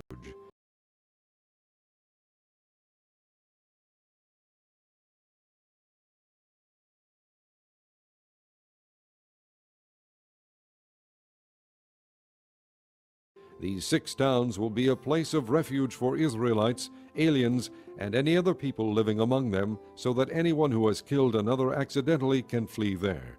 If a man strikes someone with an iron object so that he dies, he is a murderer. The murderer shall be put to death. Or if anyone has a stone in his hand that could kill, and he strikes someone so that he dies, he is a murderer. The murderer shall be put to death. Or if anyone has a wooden object in his hand that could kill, and he hits someone so that he dies, he is a murderer. The murderer shall be put to death. The avenger of blood shall put the murderer to death. When he meets him, he shall put him to death. If anyone with malice aforethought shoves another or throws something at him intentionally so that he dies, or if in hostility he hits him with his fist so that he dies, that person shall be put to death. He is a murderer. The avenger of blood shall put the murderer to death when he meets him. But if without hostility some suddenly shoves another or throws something at him unintentionally, or without seeing him drops a stone on him that could kill him, and he dies, then since he was not his enemy and he did not intend to harm him, the assembly must judge between him and the avenger of blood according to these regulations. The assembly must protect the one accused of murder from the avenger of blood, and send him back to the city of refuge to which he fled. He must stay there until the death of the high priest, who was anointed with the holy oil. But if the accused ever goes outside the limits of the city of refuge to which he has fled, and the avenger of blood finds him outside the city, the avenger of blood may kill the accused without being guilty of murder. The accused must stay in his city of refuge until the death of the high priest. Only after the death of the high priest may he return to his own property. These are to be legal requirements for you throughout the generations to come, wherever you live. Anyone who kills a person is to be put to death as a murderer only on the testimony of witnesses, but no one is to be put to death on the testimony of only one witness. Do not accept a ransom for the life of a murderer who deserves to die. He must surely be put to death. Do not accept a ransom for anyone who has fled to a city of refuge, and so allow him to go back and live on his own land before the death of the high priest. Do not pollute the land where you are. Bloodshed pollutes the land, and atonement cannot be made for the land on which blood has been shed, except by the blood of the one who shed it. Do not defile the land where you live and where I dwell, for I, the Lord, dwell among the Israelites. Chapter 36. The family heads of the clan of Gilead, son of Machir, the son of Manasseh, who were from the clans of the descendants of Joseph, came and spoke before Moses and the leaders, the heads of the Israelite families. They said, "When the Lord commanded my Lord to give the land as an inheritance to the Israelites by lot, he ordered you to give the inheritance of our brother Zelophehad to his daughters. Now, suppose they marry men from other Israelite tribes, then their inheritance will be taken from our ancestral inheritance, and added to that of the tribe they marry into. And so part of the inheritance allotted to us will be taken away. When the year of Jubilee for the Israelites comes, their inheritance will be added to that of the tribe into which they marry, and their property will be taken from the tribal inheritance of our forefathers." Then at the Lord's command, Moses gave this order to the Israelites. What the tribe of the descendants of Joseph is saying is right. This is what the Lord commands for Zelophehad's daughters.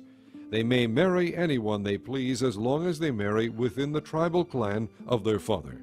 No inheritance in Israel is to pass from tribe to tribe, for every Israelite shall keep the tribal land inherited from his forefathers.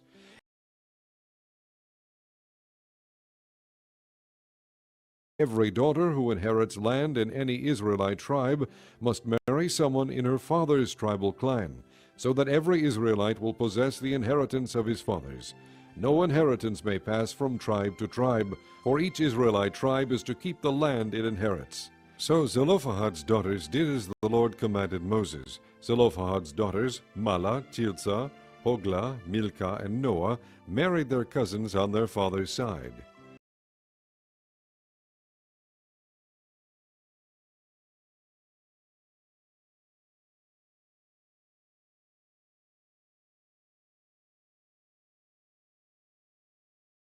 They married within the clans of the descendants of Manasseh, son of Joseph, and their inheritance remained in their father's clan and tribe. These are the commands and regulations the Lord gave through Moses to the Israelites on the plains of Moab by the Jordan across from Jericho.